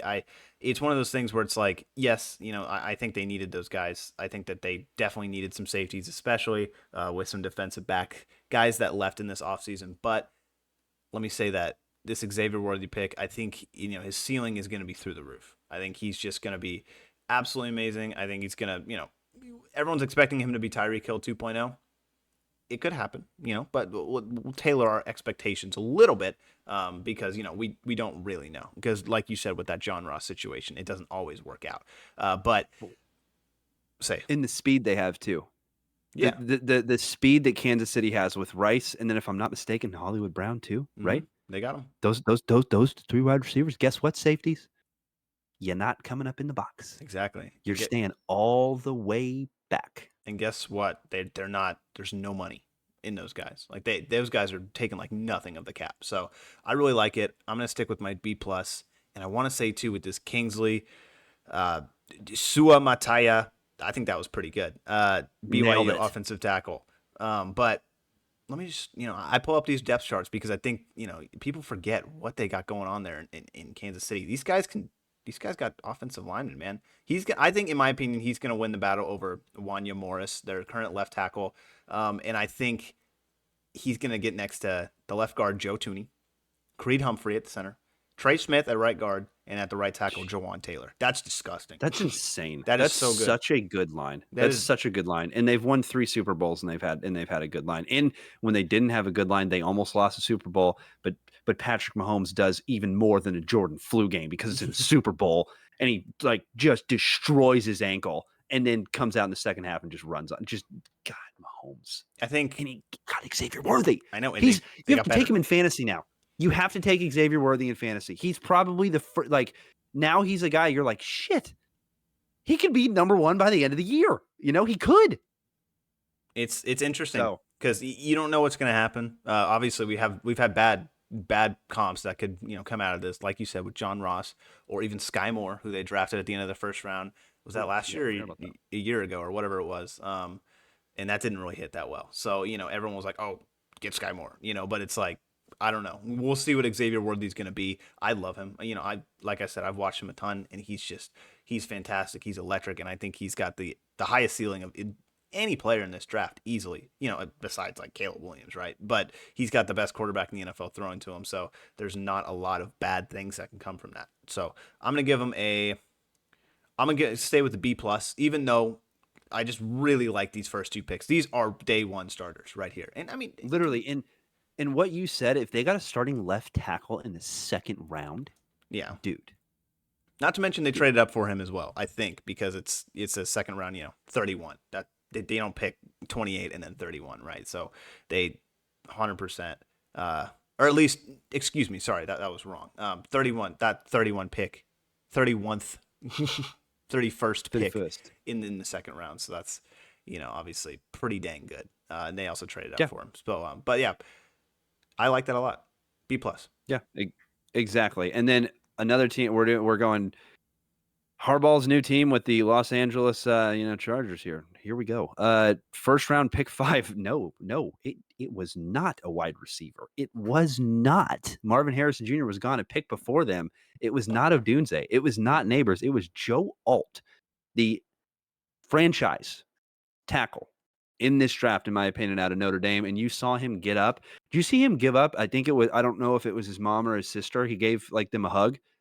That's like a normal sized human being. He looked like he was he's so big. He's so big. When you see him next to people, you're like, the guy's huge. He's huge. You get used to seeing him against other NFL players. You don't think he's that big, but my goodness, he's big. Then in the second round, pick 2, that's when they go wide receiver. They traded to get him. Ladd McConkey out of Georgia. Then in the third round, pick 5, they get Junior Colson, the linebacker out of Michigan. And then you got to call out a guy that they get at the very end. I really like this player, Breeden Rice, the USC wide receiver. I think he has a chance to make the team for the Chargers there. And Harbaugh is a crazy good evaluator of talent. And what's also interesting is that he only went 2 Michigan guys. And the other Michigan guy is the last pick in the 7th round for them, pick 33, Cornelius Johnson. So look to him to probably make the team because he came over with Harbaugh. And if Harbaugh's taking you in the 7th round, that's a guy probably that's going to be returning kicks, depending upon what they decide to do with Ladd McConkey. But Joe Alt there, I would have gone wide receiver personally, but you can argue that a left tackle is more important than a wide receiver because Justin Herbert, if he doesn't have a left tackle, he's not going to get nailed. But who knows if they're even playing him at left tackle because I've heard that he could be playing at right tackle. So it's a very interesting pick that they did there, but I have to give it a good pick because Joe Alt was the best offensive lineman in this draft, and it was not even close. And then they go with the biggest position of need with Ladd McConkey, and then a couple other picks that they had. They definitely took position need, but interesting to say the least. A little bit interesting on this draft strategy. So I'm not going to go a B plus. I'm not going to go a B. I'm going to give him a B minus. I think that Joe Alt is a really, really good pick, and I think that Ladd McConkey is a very good pick. And the linebacker out of Michigan, Junior Collison, is a pretty solid pick. But other than that, I think that those are the picks really that I would hang my hat on personally for this team. But we'll see what happens with those future picks. So B minus for me for the Chargers. What do you got on the Chargers? I'm going to go I'm gonna go with a B plus. I think this is a Okay. I love the Joel pick. I think that he's just gonna be that, that future cornerstone tackle. I really don't dislike it at all. I get it. The Chargers don't really have a ton of wide receiver options. It would have been Odunze there. That's what we thought. And that would have been great to pair up with Justin Herbert. But like, it's not the end of the world if you don't get a receiver in the first 10 picks. You know what I mean? Especially with how deep this class was and the fact that they addressed it immediately in the second round. Yeah, and it's not just like it was pick 2 in the second round. Like they traded to get Lad McConkey. Like McConkey. I like him out of Georgia. I think he's very good, and I think he's that receiving core is going to be young and hungry too. I just it's one of those things. I think Quentin Johnston. I think he's gonna kind of hopefully have a bounce back year after his rookie season. I don't. It's hard to imagine that a guy that talented is just gonna fall off the face of the earth like nothing happened. You know what I mean? So I think that it's going to get a lot of competition in that room, especially with McConkey there, and I think they're going to be better because of it. I think Herbert is going to get the ball to his receivers pretty well. And if you give him a super clean pocket to do that, it's only going to get better. And your guys are only going to get more confident with, these better balls and these better, more accurate passes being thrown to him. If he's, unless he's, you can have the best receiving core in the world, but it doesn't matter if you don't have any time in the pocket to throw to him, right? It doesn't matter if all you can potentially do is these like little short routes. You got to stretch the field, and I think that this offensive line lets you do that. So they've been investing in it for the past couple of years, and it's pretty gross. So we're gonna go over this one too. This division has got some lines, but they got Rashawn Slater, who we mentioned on the broadcast. That's their starting left tackle, and then going down the line, Zion Johnson, Corey Linsley at center. At right guard, you got Jamari Salyer and Joe Alt now at right tackle. So they got the tackle That's positions just fine. every single position on there aside from their right guard for me is a for sure 100% starter. You know what I mean? Mm-hmm. Like for sure. Those guys are absolutely starters. Yeah. Jumping to keep going. No, that's pretty much it. I like the Junior Colson pick too. I think he's an excellent linebacker out of Michigan, and I also do like the how do you say that Eboigbe out of Alabama. I'm a big fan of that DT as well. Definitely need some more young Yeah, guys on that defense. for sure. Jumping to the next team in Los Angeles, the Rams. Go two defensive linemen out of Florida State in their first two rounds. Jared Verse at pick 19, the edge. Then Braden Fisk, the defensive tackle. Then they take Blake Corum in the third round. Then they get a safety out of Miami, Kareem Kinchins. And then another guy I definitely wanted to call out was Jordan Whittington, the wide receiver out of Texas, who was also pretty solid too. That Texas team had a hell of a wide receiver core. So Jared Verse, you're taking a position in need there with the Rams, and Braden Fisk, you lost, the best defensive tackle in the league. So there goes, there goes your guys, and that's exactly what you did as you took positions of need there. Would have liked to see a little bit more offensive linemen because they didn't even take one until the seventh round with KT Levinston out of Kansas State, and he was a guard. But other than that, I think it was a pretty solid draft. When you have Jared Verse right there, that was a guy that I had pretty good. That's where he goes. Braden Fisk, he could have fallen into the third round in my opinion, but they go really high and take him into the second. Then Blake Corum at the end of the third, or beginning half of the end of the third round. That's a solid pick right there. So I'm gonna give the Rams a B just based on their first three picks, because those first three picks really made this draft for me. And you're bringing guys that have played together on the same side of the ball in Florida Mm-hmm. State, and that's going to be so valuable for this team. So I'm going to give them a B. Pretty solid draft by the Rams. I'm gonna give him a B plus. I really like this draft. I really like the guys that they were able to get based on their positions of need as well. Like you said, with these two Florida State guys going, in the first round and second round to the Rams, it's edge and defensive tackle. Like that is those are their needs. Like their defensive line needs some help after after they've had Aaron Donald retire. It's hard to come back from that, right? So I think that you get a bunch of young guys on this roster. They don't got a lot on the defensive line right now. So I think just throwing a bunch of picks at these guys, a bunch of high picks, seeing if we can get some defensive line prospects that'll improve your defense. It's not the defense that, they got to the Super Bowl with. It's not the defense that they won the Super Bowl with. It's a little shell of its former self. A lot of those guys, those big key guys are gone. So you got to start getting new ones and drafting new ones and developing new big cornerstone guys, and I think these guys are going to just develop really well together. Now with Blake Corum, I did not think that he was going to go to the Rams. Like, of all places, the Rams, really? But, you look further at it, they got Kyron Williams, which I think he's an excellent running back. I spoke many praises of him this past season.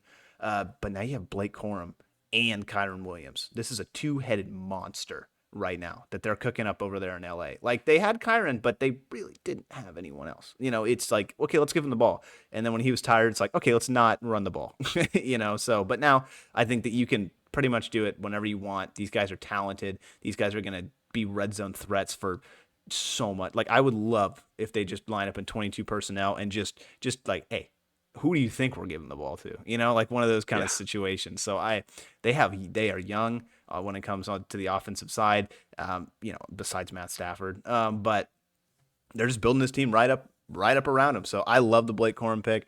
I love that they're pairing him with Kyron Williams, and they go back to defense pretty much the rest of the draft. It's not like center or receiver, so or maybe guard at the end, but like that's pretty much their biggest position in need. I think that they addressed it. I love the Blake Corum pick. The fact that they got him in the third round is pretty fun. And B+. I think the Rams had a good draft. I think they're steadily rebuilding that program, pretty fast. A lot of people did not expect it to happen this quickly. Yeah, exactly. And then going over to the Las Vegas Raiders, they take in the first round pick 13, Brock Bowers. Oh my goodness. Then in the second round pick 12, they land the center out of Oregon, Jackson Powers Johnson. Unbelievable. Then an offensive tackle out of Maryland, third round pick 13, named Damar Glaze. And then, man, Tommy Eichenberg, I got to call out, fifth round pick 13, the linebacker out of Ohio State. That's a great pick. And then fourth round pick 12, they got Richardson, the cornerback out of Mississippi State. Brock Bowers, Jackson Powers Johnson, and Tommy Eichenberg for me are my favorite picks of the draft for these Raiders. And I can't not give them a B+, because the fact that you sat there and you got, you know what? A-. I'm not going to sit there and pretend that I was one of the people that was, up in arms because the Raiders drafted a tight end there. That was the best player on the board. And that's exactly what they did. Guess what they did in the second round? The same thing. Then I think they did that again in the fifth round. I can't believe Eichenberg was still sitting there in the fifth round, but still, with Brock Bowers and Jackson Powers Johnson, that's a franchise center, and that's a franchise tight end, and in a tight end that is a mix between Evan Ingram and Rob Gronkowski for me. So not only is he going to be a franchise tight end, he is the best tight end in this draft class. Last year, nobody held a candle to him. If he could have declared early and gone to the draft, he would have, and he would have probably been picked in a similar range too. That's how good this guy is. So I'm going to give the Raiders an A-. And guess what? They needed a good draft because that division had couple teams in that division had a pretty solid draft. So Raiders A-. Hats off to you for that draft. I'm going to give them a B+. I don't think it was the craziest draft in the world. I love the Brock Bowers pick. I think he's going to be Darren Waller and everything that you wanted him to be. I think that he's just going to be that guy, and I think that pairing him up with Devontae Adams, and now they also got Michael Gallup over there too, which is going to be fun. So there's they got a bunch of targets over there that they're going to use. I would have loved to see a running back maybe in the third round though, because I just don't really trust Alexander Mattison leading the charge or Zamir White leading the charge. No. I think that was a huge part of their identity, last year with Josh Jacobs. And now that they really don't have it, it's going to be really interesting to see how well that offense works, because a lot of that was, we got to stop Josh, because they had quarterback struggles throughout that season. They didn't know what was going on over there. So, we needed to run the ball. They got to get physical in the run. And now that they don't really have that kind of physical runner, they got Alexander Mattison. Like I said, would have loved to see a running back go here. And there were a ton of guys in the third round that they could have potentially even traded up for to get. It's because they were picking number 13 in the third round. So around there, I think they could have gotten a guy. But I love the Jackson Powers Johnson pick. I love it. It is very good. I think he's going to be there for a long time. So I'm going to go B+ just based on that. But like I said, would have loved to see a running back go. Yeah. And then jumping to Miami. Oof, wow. Round 1, pick 21, Chop Robinson, one of the best names in the entire draft, Penn State edge. A shock to a lot of folks that were watching the draft that watched these prospects. The offensive tackle out of Houston, Patrick Paul, in the second round, also kind of a shock to a lot of folks.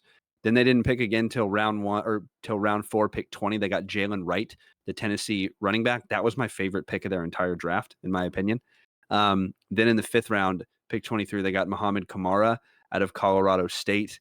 Then 6th round, pick 8, they got Malik Washington, a Virginia wide receiver who I've seen some tape on, is not too bad. And then Tajee Washington, 7th round, pick 21, USC wide receiver who Tanner and I got to see, who played pretty okay when we were there, but 7th round pick. To be honest with you, I wasn't a fan of the Miami Dolphins draft. I thought that they didn't really take a lot of positions of need that they did. And I don't think they really helped themselves out. I could be wrong about Chop Robinson, but in my book, he was not in my top 5 in terms of pass rushers, in terms of edges. He was just outside of that. And for him to get taken right there at 21 was a very, very big surprise to me. And he was all the way down, if I'm not mistaken, to like number 41 on my top 50. So he went about 20 picks too early for me. I've been wrong before, but I don't know, man. Chop Robinson there was a very interesting pick, and I also thought you could have helped yourself in a lot of other spots too with the offensive linemen that were sitting there.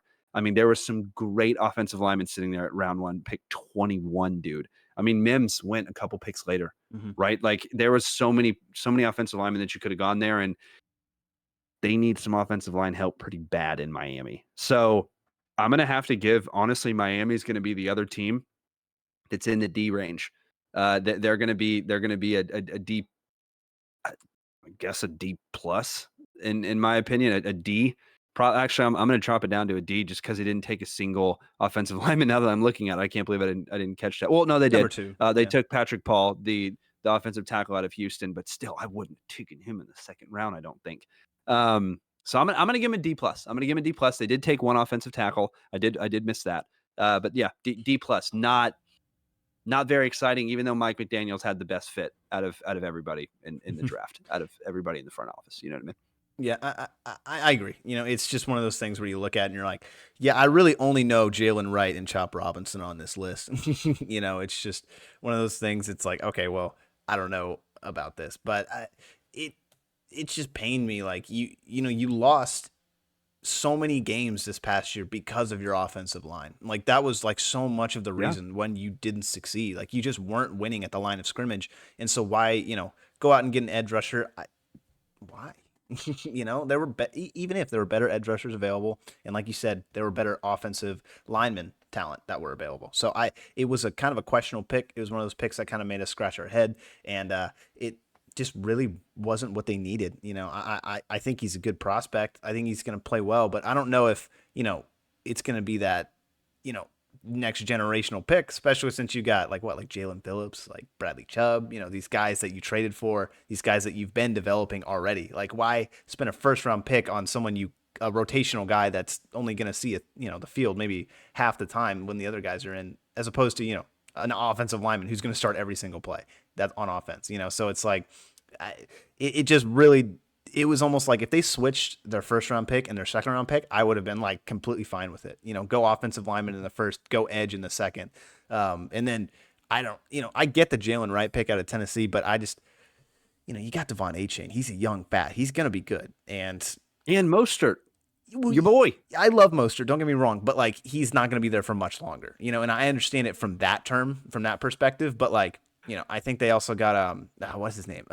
The other guy in there, he's pretty good too. And they Wilson Jr. Yeah, or the other guy, the other one. Oh gosh, I don't know. But that was my 3rd running back. I think it is Wilson. I'll look it up. But I like their running back room as is. So I didn't really think that a 3rd round running back was the biggest need for them at that spot. So I'll go. I'm going to go C-. I don't think it was the worst thing in the world since I like Chop. I like Jalen Wright. I like the prospects, but I just didn't think that they were the right fit for that time. But yeah, C-. Yeah, it was just too early for me for Chop, and then even the offensive tackle from Houston that I watched a lot of too. I mean, I literally thought that Miami took everybody around too early. Really, I think this team took everybody around too early. I really think that that's what happened. I honestly think that everybody would have been there, waiting another round. Right now, obviously, maybe not the offensive tackle from Houston, just because they didn't pick again until the end of the 4th round. But Chop Robinson, I would have been very surprised if he didn't last till the toward the end of the second round. It would have been dicey. He might have gotten picked, and the reason that you see some guys get taken a lot higher than others is because this team loves this guy, and they don't think that he's going to be there in the second round. So that's why they took him there. Dallas did the same thing with Tyler Smith, the All-Pro guard that they have. They took him at the end of the first round, toward the middle of the end of the first round, and it was like, really? That's an interesting pick. You know what I mean? That's a really interesting pick. And then you're looking back at it and you go, okay, no, it makes sense. Because in the second round, he would not have been there. But Dolphins just pulled the trigger a little bit too fast there, in my opinion. I also want to, they got Devon Achane, obviously. And then I don't remember this guy being there. Jalen Wright is their third string. And then Jeff Wilson was the guy I was thinking of. And I was thinking, I don't remember the guy. I think his last name is like Ahmad or something like that. But I'm going to try and find him. But if you want to start him, you know what I'm talking about? Yeah, I know exactly what you're talking about. And yeah, Jeff Wilson Jr. Yeah, that's so I got 3 out of 4. That's not bad. I mean, come on. No, completely agree. But I also like the Ahmad kid. But no, for sure. My point still stands. Like, why the heck are you drafting a running back in the third round? If you got that's guy number 5. Hey, Dallas, come on. You know what I mean? Why don't you call Miami and get somebody? Oh, just kidding. You already got Zeke. All right, we won't get into that. Minnesota, dude. I like Minnesota's draft. His name is Salvon. I like it a lot. What was it? Salvon Ahmed. But continue. Thank you. We got to give everybody their respect. We give punters and I don't even remember the name you said. Got to give him respect too out of Miami. Round 1, pick 10. They trade up to take J.J. McCarthy, the quarterback out of Michigan. Round 1, pick 17. They trade to get Dallas Turner, the edge out of Alabama. Then they don't pick again until the 4th round, and they get Kyrie Jackson, the cornerback out of Oregon. And then Walter Rouse, the offensive tackle out of Oklahoma, and that was until the 6th round. So Miami only had 2 picks. Minnesota. In the top, or sorry, I said Miami. Minnesota, thank you. Minnesota only had 2 picks or they had 2 picks in the first round, great, but you see what they lost out on. Their second and their third round picks, they don't have anything. So a lot of experts value my biggest value in the draft was right there, rounds 2 through 3, and they didn't have any picks there. So JJ McCarthy, Dallas Turner is what I'm really weighing this draft on, and for me, I'm gonna give Minnesota a B. I'm not gonna give them a B plus. Because J.J. McCarthy, in my opinion, was an end of the first round quarterback now. Bo Nix went at like pick 12. So you had to get your guy, and I think that J.J. McCarthy has a pretty high ceiling. And the fact that Michael Penix Jr. got taken, and then Bo Nix and him were the only 2 guys that were left, I think Minnesota did a stellar job to jump up and go get their guy because they don't have anybody. When will he start? That's going to be the big question. Justin Jefferson also, come back, because we just showed you that we value you, and we traded to get a quarterback at pick 10, and that's the future guy with you. So to me, you got the best wide receiver in all of college, or in all of the NFL, and college when he played too, Justin Jefferson. He can be happy now. If you didn't take a quarterback in the first round and you wait till the 3rd, the 4th round to take quarterback, then Justin Jefferson's like, what are we doing? You know what I mean? What are we doing here? So that's what I got to say about Minnesota. Definitely going to give them a B because I think that, that Dallas Turner pick and the J.J. McCarthy pick is what I'm going to hang my hat on. Now, I will say Tanner's going to hit Minnesota, then we're going to hit New England, and we're going to leave the rest of these teams. We still got 10 more teams to go through. We have not hit all these teams, but we're going to have a part 2 of this episode. I know we said that we were going to go through every single prospect, but folks, there's a couple NBA and NHL games that are starting right now, and we are sorry, we're sports fans. We need to get off the clock here. And I know if you're listening to us, probably, going, guys, we'll wait for part 2. We get it. Tanner, take over Minnesota, then we're going to end with New England and get out of here. Minnesota, there's one thing to this story. They needed a quarterback. The Pastronaut was not doing it last year. We saw that, and it just didn't really work for that long. So they need a quarterback, and it didn't. Whoever was going to be there is who they were drafting. It's a very similar situation like you have with Denver. They need a quarterback. They need a lot of things. But in my opinion, with Minnesota, a quarterback could change his team. Kirk Cousins was very, very good, and he played very well, and they made the playoffs. So it's like, okay, awesome. But, McCarthy, he's been to the national championship. He won a national championship. He can lead guys to a national, a title game. He can be in the big lights, and he's fine. He showed up and he showed out in that national championship. So he's got a lot of those intangibles. He might not be the sexiest quarterback on the board, but I think he can lead your team. I think it's kind of like that. Well, hey, but I think Just saying. Good looking cat. it's similar to the Baker Mayfield pick when everyone was like, oh, what are we doing now? Like, why pick Baker Mayfield with your first overall pick? Because he's a leader, because he's going to get that locker room. They're going to be ready to go every single day on game day, and they're going to know what to do. So there's no question in his leadership traits whatsoever. They're going to develop him as a talent, and he's got the best receiver in the NFL to do it. And it might be my favorite combination. I wish I could give this draft grade a J because JJ to JJ is going to be fun. But I'm going to give it a B. Just a solid road. What did you give it? Did you give it a B as well? Yeah, I gave it a B. Okay, I'll stick with B then. I like it a lot. Like I said, Dallas Turner, great pick. Alabama rusher. I think he's gonna, fill into that defensive line who needed a lot of help. Let me be honest. But I like it. I don't dislike it at all. From what they, from the situation that they've been in, like, they have 2 first-round picks. They got that second one, and then they don't pick against them to the 4th. I would have loved to see some other guys in there, maybe, but it doesn't always roll like that. But they got their quarterback of the future. They're going to start developing him, and they got Dallas Turner. And that's, at the end of the day, you can be pretty happy about that. I like it. B. Exactly. Couldn't have said it better myself. It's probably why we had the same grade. Last team we're going to hit today, the New England Patriots. We have Drake May, the quarterback out of North Carolina, round 1, pick 3. Then the second round, pick 5, Jalen Polk, the wide receiver out of Washington. Hats off to that pick. Round 3, this is a good draft. Caden Wallace, the offensive tackle out of Penn State. Round 4, Layden Robinson, the offensive guard out of Texas A&M. I think a sneaky guard. That's not just because he's from the school that I went to. Javon Baker, a wide receiver out of UCF that I liked a lot this year that fell to the 4th round. Cornerback out of South Carolina, Marcelius Daly.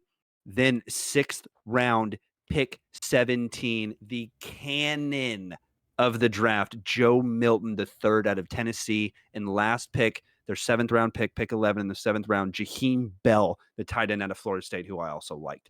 So here's the thing. I'm not a fan of Drake May. Not a fan. Just not a fan of Drake May. But the rest of this draft is pretty freaking solid to me. And I think it is one of the best drafts, in my opinion, one of the best drafts. So I'm going to give New England a B+. I'm not going to jump them up into A range because of the Drake May pick, but I'm going to give them a B+. If they would have taken Michael Penix Jr. there at number 3, I would have given them an A-. But because they have Drake May there, I don't think that he didn't do enough to get taken there, but I understand what the upside that Drake May brings to the table. Once again, I'm not a fan, but I never said that this kid wasn't a good quarterback. I just didn't think to take him that early. So go ahead and take us away, Tanner. You look down this list, man, and every single one of these picks is like, dang, that's pretty good. Especially since, considering what the situation that they're in, New England, there's so many storylines here. Drake May, obviously, whatever your opinion on him is, I think that, given the position, given the situation, given them being at pick 3 and just what he's shown on the field, I think that he deserved to go there. I think that he was I'm completely okay with him going to New England there, and I'm excited to see what he's going to do. I think a lot of New England fans are really, really excited about the talent that he brings to that position in New England that they haven't seen since Tom Brady. So I love the Jalen Polk trade. They traded up and they got him at pick number 5 in the 2nd round. That's going to New England spending picks on receivers. What's going on here? That aren't Julian Edelman or these little dudes, these little white receivers that you just stick in the slot every single time. So this is solid, dude. I think that he's going to be a big addition to this team. I like the Penn State tackle. I love the Texas A&M guard. Like I said, I think he's pretty sneaky. I think that they're really good at developing offensive linemen there. Just go look at who they put in the NFL, and you will be very surprised. And Joe Milton, I think that's just, even if Drake May doesn't work out, even if, something happens with May, they got the cannon back there ready to go. He's going to throw bombs. So honestly, dude, I'm going to give him an A. I love this draft. I think that they finally got away from the New England Patriots style of drafting, and they're just letting them, run free, no reins, nothing. Like they drafted everything that they needed, and they were solid picks at those positions that they needed in the like everything just kind of felt really right for them, and they made the most of it. I'm gonna go. I love it. A solid A. Like it helps if you're drafting at the beginning of the first round or at the beginning of the round every single time, but give me an A. I like it a lot. Definitely a great draft. And that is all we have time for this week, folks. We will catch you next week with part 2 of these NFL teams draft grades. And then we're going to hit other sports as well with NHL and NBA. So we will see you next week, folks. Bye bye.